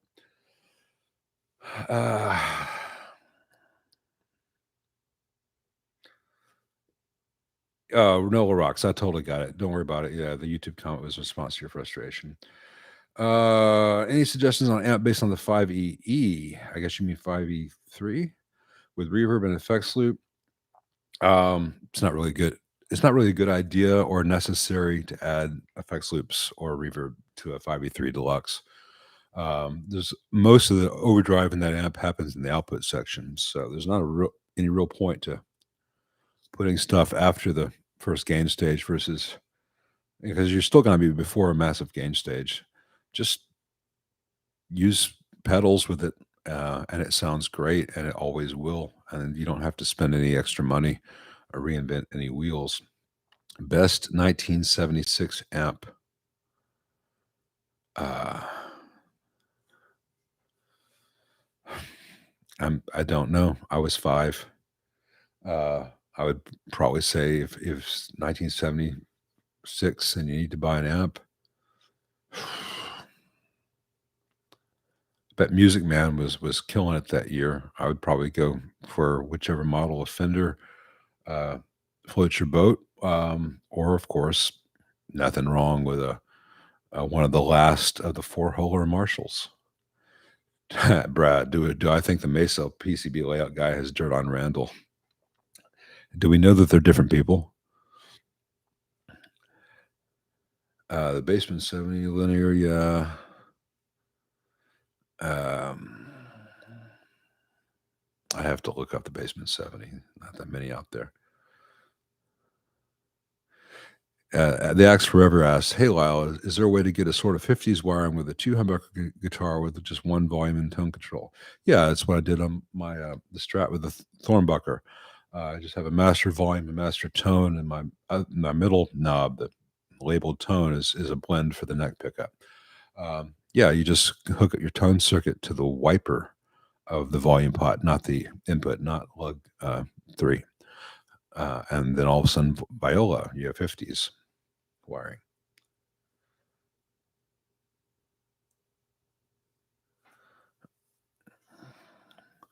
Thoughts on the Fender, the Twin or Red Knob Twins? Yeah, they existed. When I started playing guitar, electric guitar in '87, that's what I thought I wanted. I think, God, I didn't get one. I would not spend money on one today, that's for sure. If I walked into a music store with $1,000, what amp am I buying as a home player who does not play in a band? I kind of tried to play that game earlier this summer when I was in Johnson City, Tennessee. I walked into a Guitar Center, not a guitar, yeah, Guitar Center, because I was doing research for the Amp Center $1,000 video. I wanted to see what the average Guitar Center in a relatively small town had. I went to Guitar Center because that would seem to be the only guitar store they had. I would have preferred to do a mom and pop store. And they had some other store, but they had almost nothing in it. Of the amps there, I think I probably would have gone home myself that day with the I think they had an AC-15 custom, and that would probably be my answer to that. But the amp that I tried out that day to see if it could answer that question was the Deluxe Reverb Tone Master, the digital thing that Fender's got out. And no, I could not play that at home or a gig. It didn't feel like a deluxe reverb.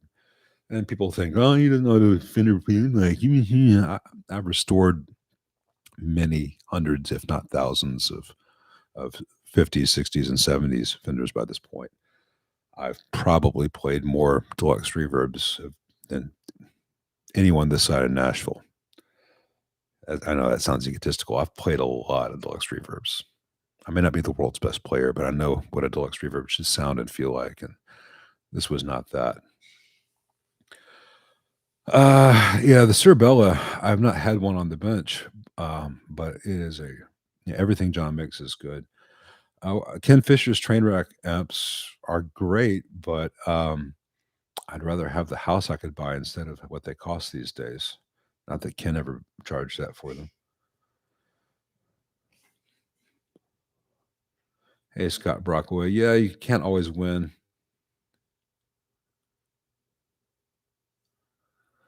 I have no thoughts on Greer amps. Milkman, I've not had experience of. I've heard good things about.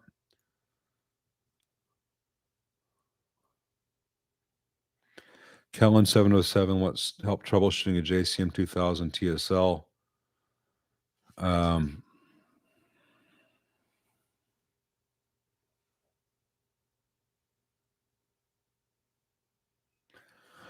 And the TSL and DSL series, the hundreds and 200s, 150 watts.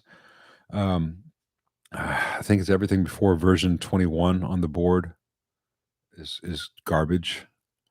And I hate to be that way. I mean, the real answer is either the JCM 2000 TSL is a steaming pile that you should avoid at all costs, or you and I go through about 18 troubleshooting steps, and everyone else goes to sleep. So I really think if you're at an impasse on that amp, you need to take it to a tech.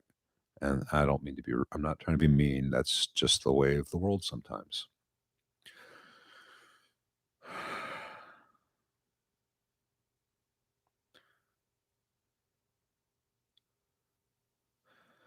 Hello, Hit Metalworks. I know you got here a while ago. I'm just working through the comments.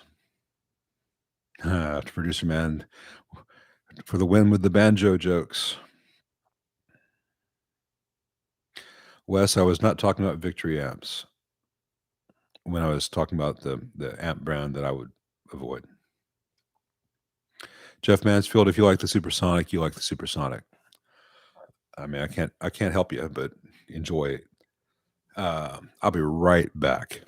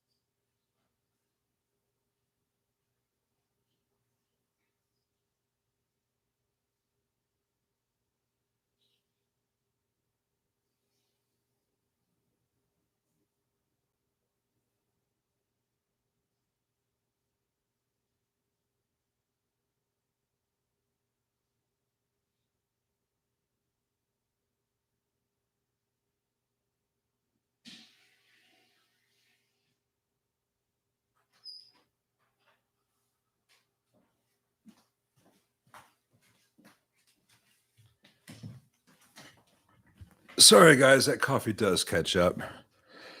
See you, Butch. Jim Kelly amps. I think I worked on one or two. They're good. I don't recall too much. I think I scrolled down to the bottom and I'm now current. So if anyone, everyone go to the bathroom. We're gonna take a little break. 280 watching, only 183 likes. Yeah, people don't like to hit that like button. I think some people might be on their TV, and it's a pain in the butt to hit like when you're on the TV. But if you're on your phone or your computer, live a little, hit the button. I'm not going to ask you to do anything crazy. Hey, Brad, if you make it to the U.S. and you don't come down here, well, then you won't feel as short as you are. Hey, Devil's Palm 16. This is only like the 7th stream I've ever done, so I'm getting better at it though. Hold on a second. Any questions that I have missed? Any donations that I have not thanked? I'm sorry. It scrolled way to the bottom, and I'm sure I've missed some stuff, but I just can't. I need to stay as current as I can. I think next time I'm going to turn on the slow thing so I can keep up better.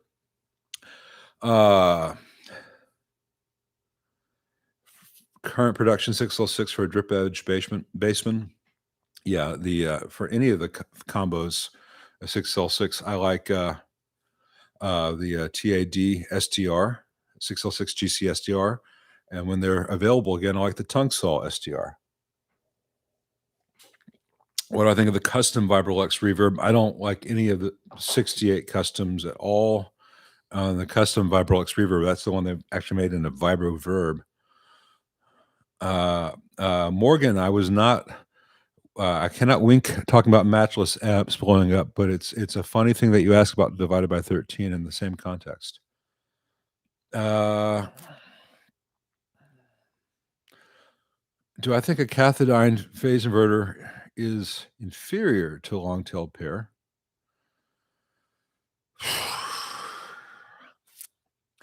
Well, yeah, it's inferior in every way, but it has more gain. It is not a unity gain stage, and that's how you get some of the magic of the 5E3 Deluxe, among others. So it has its place, and if you only have a small amount of space, it can be a good choice in certain circuits. But in general, the long-tailed pair is just a lot better. If you look at the evolution of push-pull amp design, you have the paraphase, and then you have the cathodiene, and then the long-tailed pair. And after they got the long-tailed pair going, it's pretty much just the Princeton and a few outliers that stuck with cathodiene. Good solid-state amps. I've heard good things about the Quilter. No experience with them. Lab series too expensive to repair these days. You can't get parts. I don't know anything about Pierce other than I wanted one really bad when like 88, 89 when that ad came out with Andy Summers playing that with a Klein guitar, and it looked like his future. Polytone, I don't busk jazz, so never been appealing to me. I don't know anything about the ZT Lunchbox. Taddy's selected. I don't know what that means. He's speaking Australian again, folks. All right, let's see. What happened with the AC15C1 with op-amp rail mods? I have one with a creamback in it. It's always sounding a little neutered. I'm not sure what you're asking, B-side. The C1 has a little more gain. The entire custom series has a little more gain than a real AC30, AC15. Quick note, the modern AC15 is not a reissue of what JMI ever made. It's just a 15-watt version of the AC30. Shouldn't it sound neutered? I mean, neutered compared to what? Compared to how it used to sound? Or I'm not discussing Brad, the guitarologist. We don't like each other. He's made that clear, and that's a boring thing to talk about, and I don't want to give him any more air. I own a Princeton Fudge Brownie. Any circuit difference with regular Princeton? I don't know anything about a Princeton Fudge Brownie unless it's just some limited edition that I don't know about. I was not talking about Bergera amps. Bergeras are garbage, though. I figured out Miss Grodenko. I just still can't do it at speed for the full 330. Um, as far as what approach to take, um, yeah, I decided that this one was easier. Okay. Actually, this one. This one.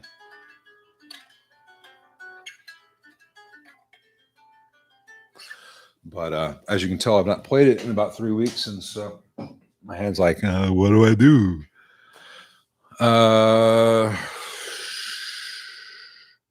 Somewhere on Facebook. It's not a video out on Facebook, I don't think, Creamy Bone. It's a photo gallery, older.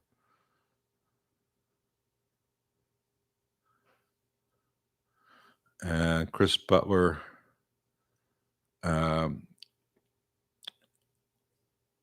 I don't remember what the comment you made Friday was. That was super true. I'm so sorry. It's so very true. Mojo Rising 57. What do you think about Two Rock? They're fine. I think they're a bit pricey for what you get, but I don't know what their business model is. I don't know how many employees they have. I don't know what overhead they have. So maybe fantastic. But they seem fine. Thanks, Curtis. Appreciate that.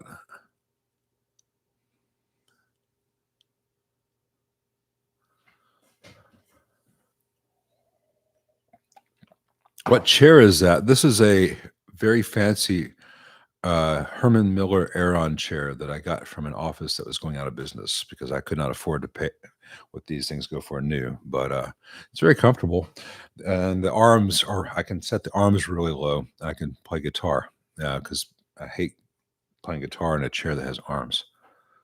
It's got good lumbar support, but I rarely lean back because I'm always leaning forward to look at stuff. Okay, tatties. Okay. Yeah, sorry, I forgot that you like to make everything cutesy, Brad. But yeah, the TAD STR, we see eye to eye on that. Recently picked up a DSL CR24 grab and go jam combo with green channel on the 40 watt superior. Any mods for the 20? I've not had the 20 version in, so I don't know if there's a difference in the circuit or whether they did what. Best 2022 Fender clean amp, 66 Deluxe Reaper. The best Fender made today that in this year that has for clean. Yeah, buy any Fender reissue amp and take it to a guy like Brad or me and have the stupid taken out, and it'll be great. Best 5E3 kit on the market. I don't know. Thanks, B-side. Appreciate that. I would say Mojo Tone and Tube Depot are the only games in town that I know of. But the instructions that Mojo Tone sends out are often incomplete or incorrect. My favorite guitar tone, Clyde Broadway. There's so much that's great. I mean, how do you say that Revolver is better than Radiohead? OK Computer is better than um, Physical Graffiti is better than Axis Bold as Love is better than Unforgettable Fire. I'm just glad that we have all these different colors to enjoy.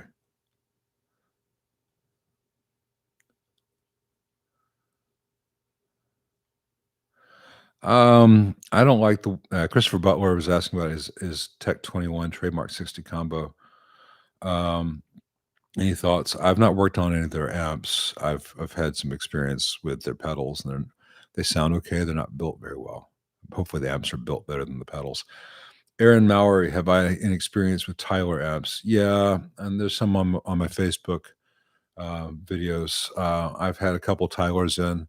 One batch of Tyler's was really badly assembled Weber kits. They were the Weber Princeton kit that he put together, and it was really shoddily put together. And it's a really cheap kit with a really cheap chassis and everything, and it was garbage, and it's performed like that. And the guy paid a lot of money for it. The other Tylers that came in were not made by Tyler, and they were fine amps. But the thing is about those were they were advertised all over the website as made in America, made in USA, patriotism, God, country, all this stuff, and they were stereotones. He was having Nick at Stereotone make those Tylers for him with his badge and selling them the Malaysian-made amps as made in the United States. And you know, I know Nick was not happy with me for criticizing that, and I wasn't criticizing Stereotone. I thought the whole practice was deceptive, but people aren't going to like that. If Brad visits from Australia and insists on getting espresso, what will I do? Get him a single malt and he'll forget about the espresso nonsense. Where was I before? I scrolled up again.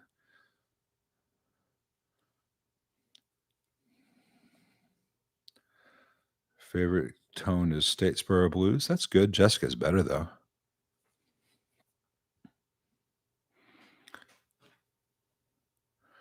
Producer man, you've done the Peabody and Beale Street. You need to come to Memphis sometime. There's a lot more to the city than those tourist blocks. Next time you're here, let me know.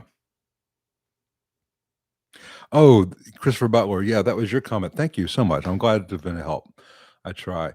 Hey guys, we've been going for 2 hours and 6 minutes, and my wife is going to bed. Let's do another 30 or 24. So we'll end this at the 2:30 mark. I just want to give everyone a heads up. Tone King Imperial Mark II. I've not played any of the current production Tone Kings, just the older ones that Mark was building. The high price. I don't think that they're a high price for what you get. Remember a Fender Twin Reverb in 1965, and you adjust for inflation, is like a $4,200 amp today. People love the 90s AC-15, AC-30s built by Marshall. Have I found them to be reliable? Common issues: they're not reliable, and they have terrible factory ground loops. The 15s are not very good at all. The 30s are good, but they have ground loops built into the circuit board.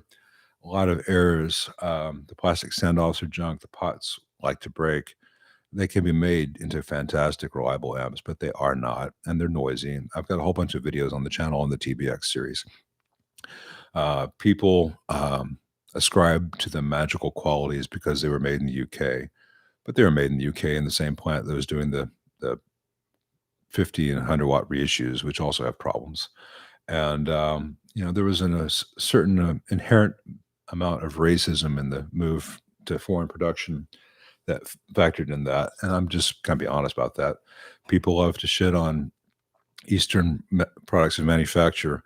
Meanwhile, I've been doing all this on my iPhone, and it's been streaming the whole time without issues. Made in China. They will build what you ask them to build, and they will build it as well or as poorly as you spec out. So when a company moves production and the quality declines, it's not because it was moved. It's because someone decided to save the wrong money. Thanks, Curtis. Have a good night. I don't know much about Garnet Revolutions. Thanks, William. I think my next sample will be an AC-15 hardwired. Well, Bo, check out some of my videos on the AC-15 and AC-30 handwired series. I think they're a little bit overpriced, but it won't be a mistake if you buy one. Thanks, Clay. That's very nice of you. Appreciate that. I'm trying to get through. When is the next live show? Oh, I don't know, Curtis. This was kind of impromptu. I'll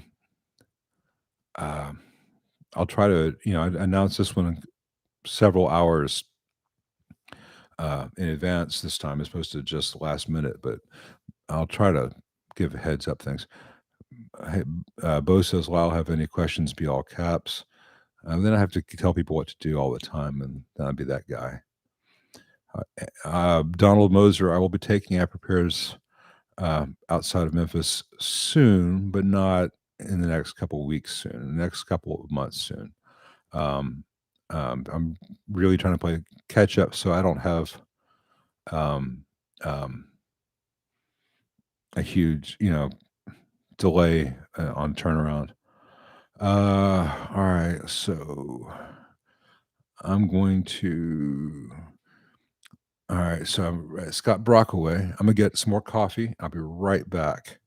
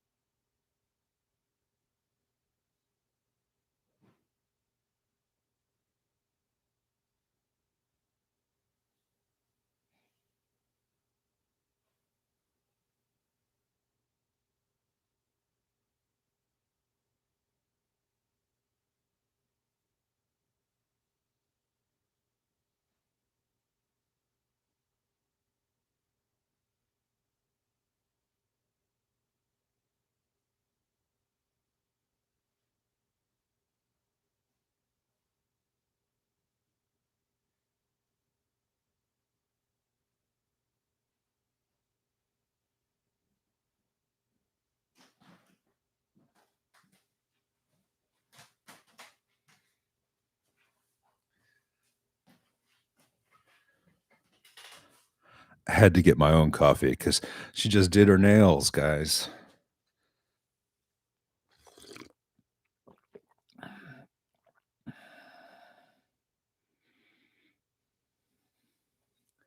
Yeah, Scott, I get you on book learning.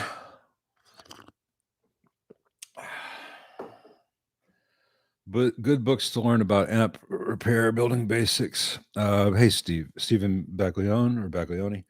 Um, we covered that in the Tone Talk the other night for basics. Merlin Blenko would be a good place to go. Look up Valve Wizard. Google the Valve Wizard. It's a .co.uk, I think. Valve Wizard, but you'll find it. He's got tons of stuff up for free, and a link to a book, and there are a lot of great resources. Good to hear about the Trademark 60. Yeah, don't get a Tyler. Someone will probably sue me at some point, but I've got a lot of friends who are attorneys, and I'm right. I'd win. It's not slander if it's true and it's backed up. Or would that be a libel?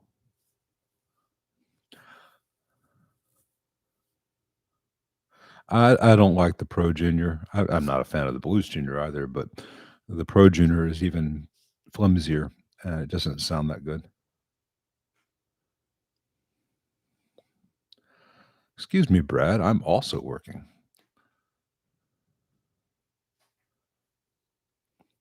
Goldfinger. I don't know anything about a Bogner Goldfinger.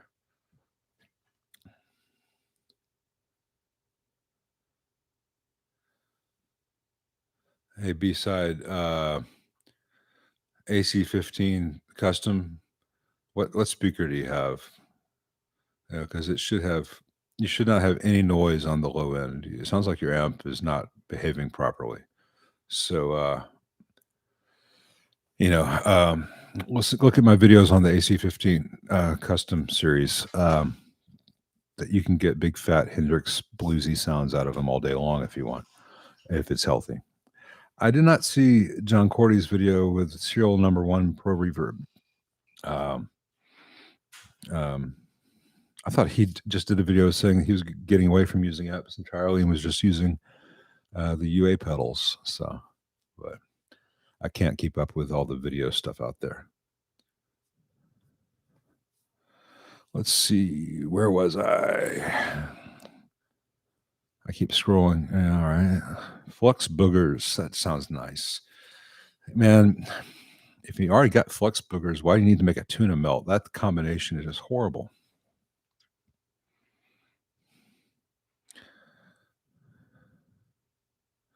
Eric, I can't tell you about what's in your Tyler. The serotonin issue. Well, there was no issue with serotonin. The issue was that they were selling serotones as handmade and hand built in the United States. Clyde Broadway, am I doing weekly chats? I'm going to try to do them at least once a week, sometimes more than once. People seem to be interested. So, yeah, the speed scroll is because I got this really great Logitech mouse. And what scrolls at the right speed in my other programs is way too fast here in this window in Chrome. So, do I know where to get KT88s? I don't buy them very often. The last time I did, I got Electro-Harmonics, I believe, from Tube Depot, but I don't know if they're in stock right now. It's crazy. It's still crazy. I don't mod the old Sovtech MIGs. I've worked on one. They have so many, the real ones from that period have so many Soviet military surplus parts that have no analog to our parts. You would have to drill things out and make new holes and work on it. It was a moment in time thing, and they're just Marshall knockoffs.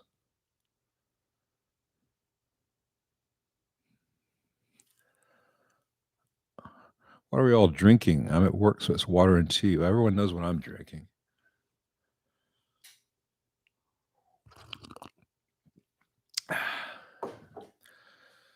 Please say, Luke, I am your father. Does anyone else hear this? Okay. Luke, I am your father. There you go, Reckless Toboggan.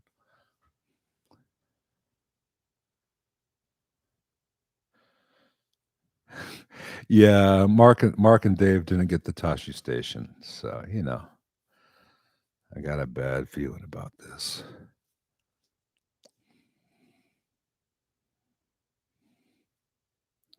Well, Producer Man 130. Next time you're here, you let me know, and I'll show you the town, because Beale Street is just. Do you know Nashville with Broadway? It's more depressing than that because it's smaller. It's just everything is brought to you by Bud Light. Memphians don't go there very often.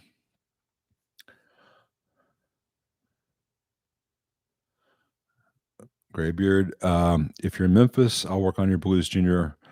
I don't take in amps like that. Having stuff like that sent to me, it costs more in shipping than the stuff that gets sent to me. I try to restrict to just the more high-end stuff because it can be worth it to have it shipped. I don't mean to sound egotistical, or anything, or snobbery, but I work on Blues Juniors kind of under protest because someone owns it and they deserve to have their amp fixed. But I don't enjoy it. It's not what I want to be known for. The minute that I can get to a point where I just don't have to do that at all, I probably won't.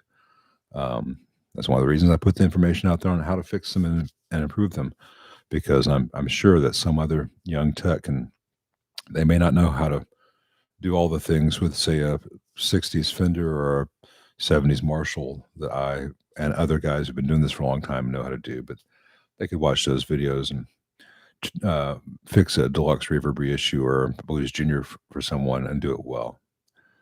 Lawrence Cash, aka message retracted. I can't answer your question if you retract it before I can read it. Yeah, logic gates, transistor, yeah. All the boring stuff. I'll say that Brad is better at solid state than I am. I'm good at it. I'm quite good at it, but he's better at it than I am.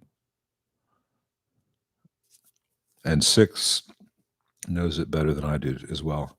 Good thing my competitors there are in Australia.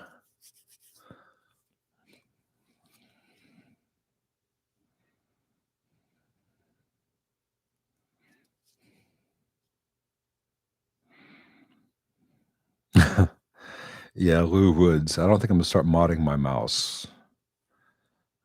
Can I recommend a good set of chassis punches? Greenlee. Greenlee punches are the way to go. Let's see. And it just jumped a little bit. All right.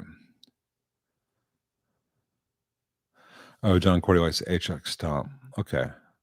Sorry, I was mistaken. I didn't remember. I saw one of his videos saying I'm selling all my amps and going to this. I don't remember what this was. I'm sure his playing through the Pro was sublime. Whether Gilmore ever owned it or not, if it's a good condition Pro and a good player plays through it, and John is, it's going to sound fantastic. Anyone I would recommend making a Princeton Reverb handwired clone that is good and under 2K. I don't know of any on the market. I'm sure there is one. See what Tone King and Milkman have in that range. I don't know anything about what the insides of those models would be, but the reputations are pretty good. Stage 4 Rivera going past 600 oscillation. Rivera says this is normal because of proximity to the reverb tank to other components. Well, it may be normal, but it's not desirable.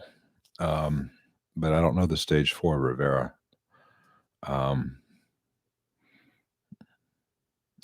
have to have the amp in front of me. It may be normal, but it's not what I would consider acceptable.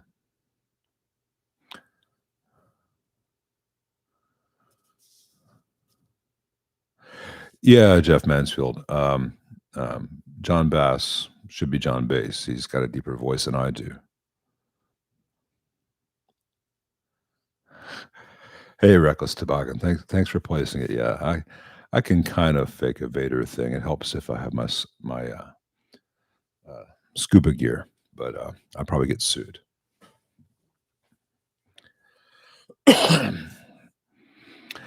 Brian says he's got a 72 Super Reverb. He runs the Universal Audio Dream 65, and it gets so close to the Super. I'm probably gonna. I've got a friend who owns a music store, and it's where I borrowed the Sir and the Friedman from. I'm thinking about sweet talking him to let me borrow his Dream and his Ruby, and see if they pass muster. We'll see.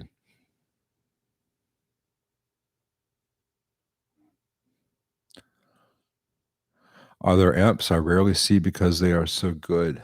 I can understand how you think that. There are amps I see all the time because they are so bad.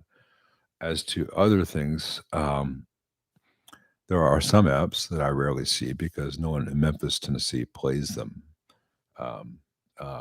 People ask me about Engel amps.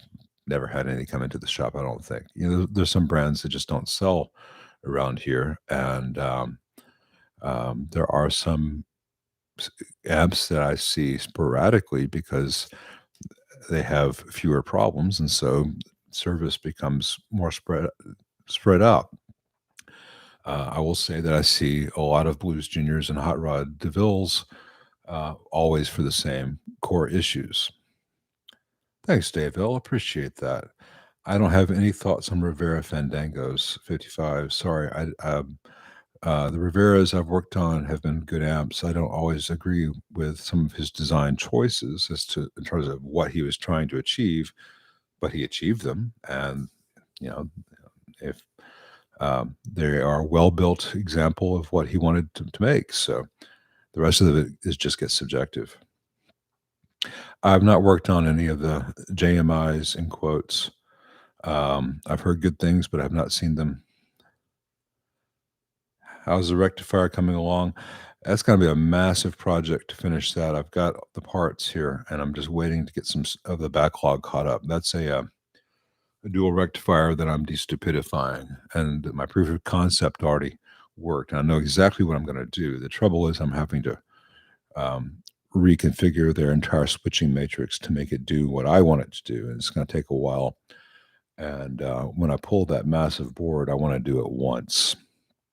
And it's just one of those things.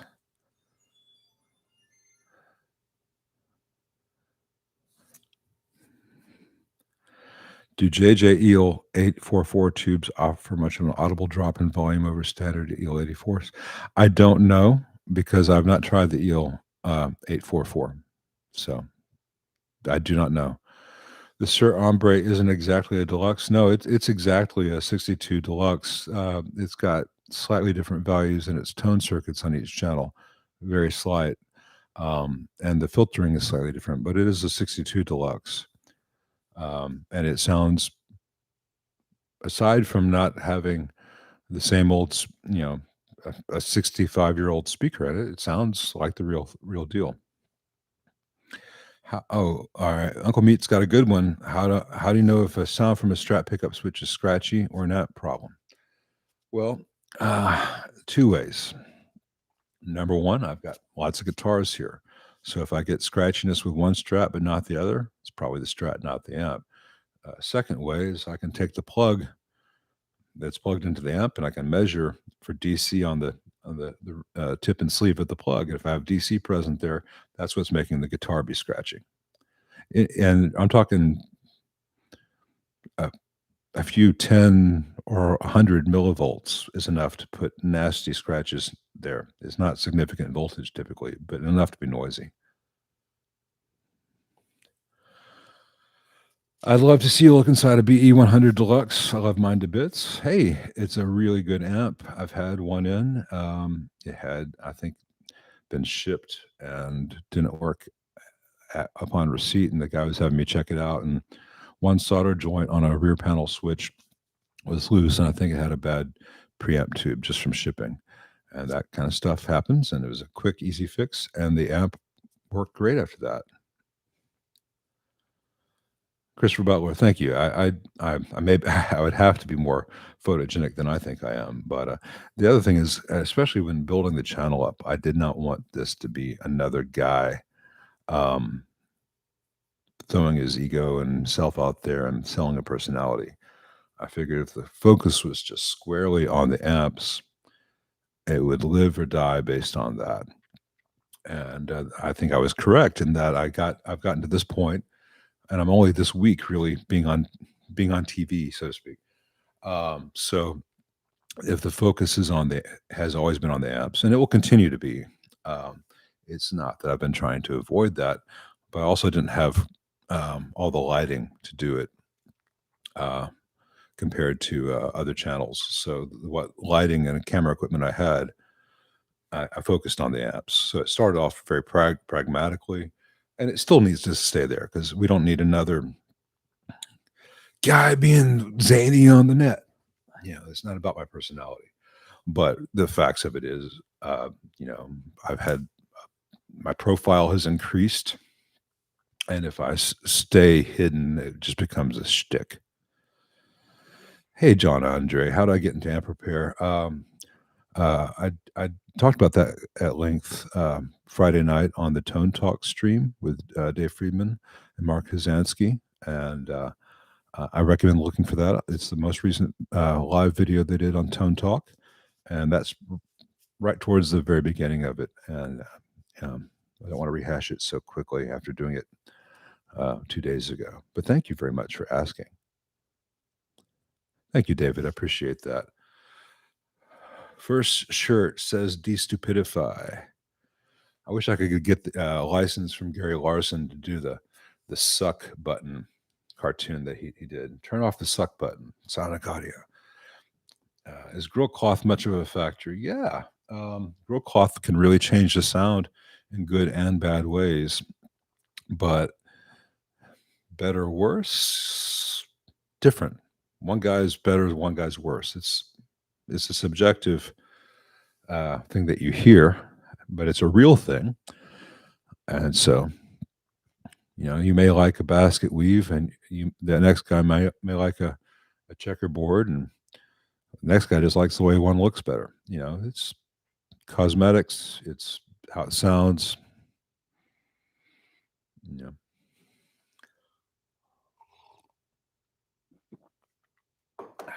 Since Gibson acquired Mesa, I imagine they would love to implement your fix. I doubt that very strongly. I think you think too highly of corporations. Uh, the only reason that they would want my fix is if it saved them time and labor. And we'll see how the Gibson Mesa thing plays out. Good night, William. Thank you for joining us. Yeah, we're at 2:30 now. I think it's about time to end this one. I've got some setup work to do on this, and my wife has got to go to sleep, so I need to stop yapping away in the next room. So we'll do this again soon, guys. Thank you very much for joining me. As God and Leo intended. Yeah, I'll get together with Ted Woodford, and we'll have it'll say as God and Leo intended on one side, and penetration is paramount on the other. Good night, everyone. Thank you for joining me. Thank you for all the great questions. Thank you for the interest. Thank you for the donations. That is wholly optional. I hope I've gotten to everyone's questions as much as possible. If not, we'll catch you next time. Thanks, everyone. Good night.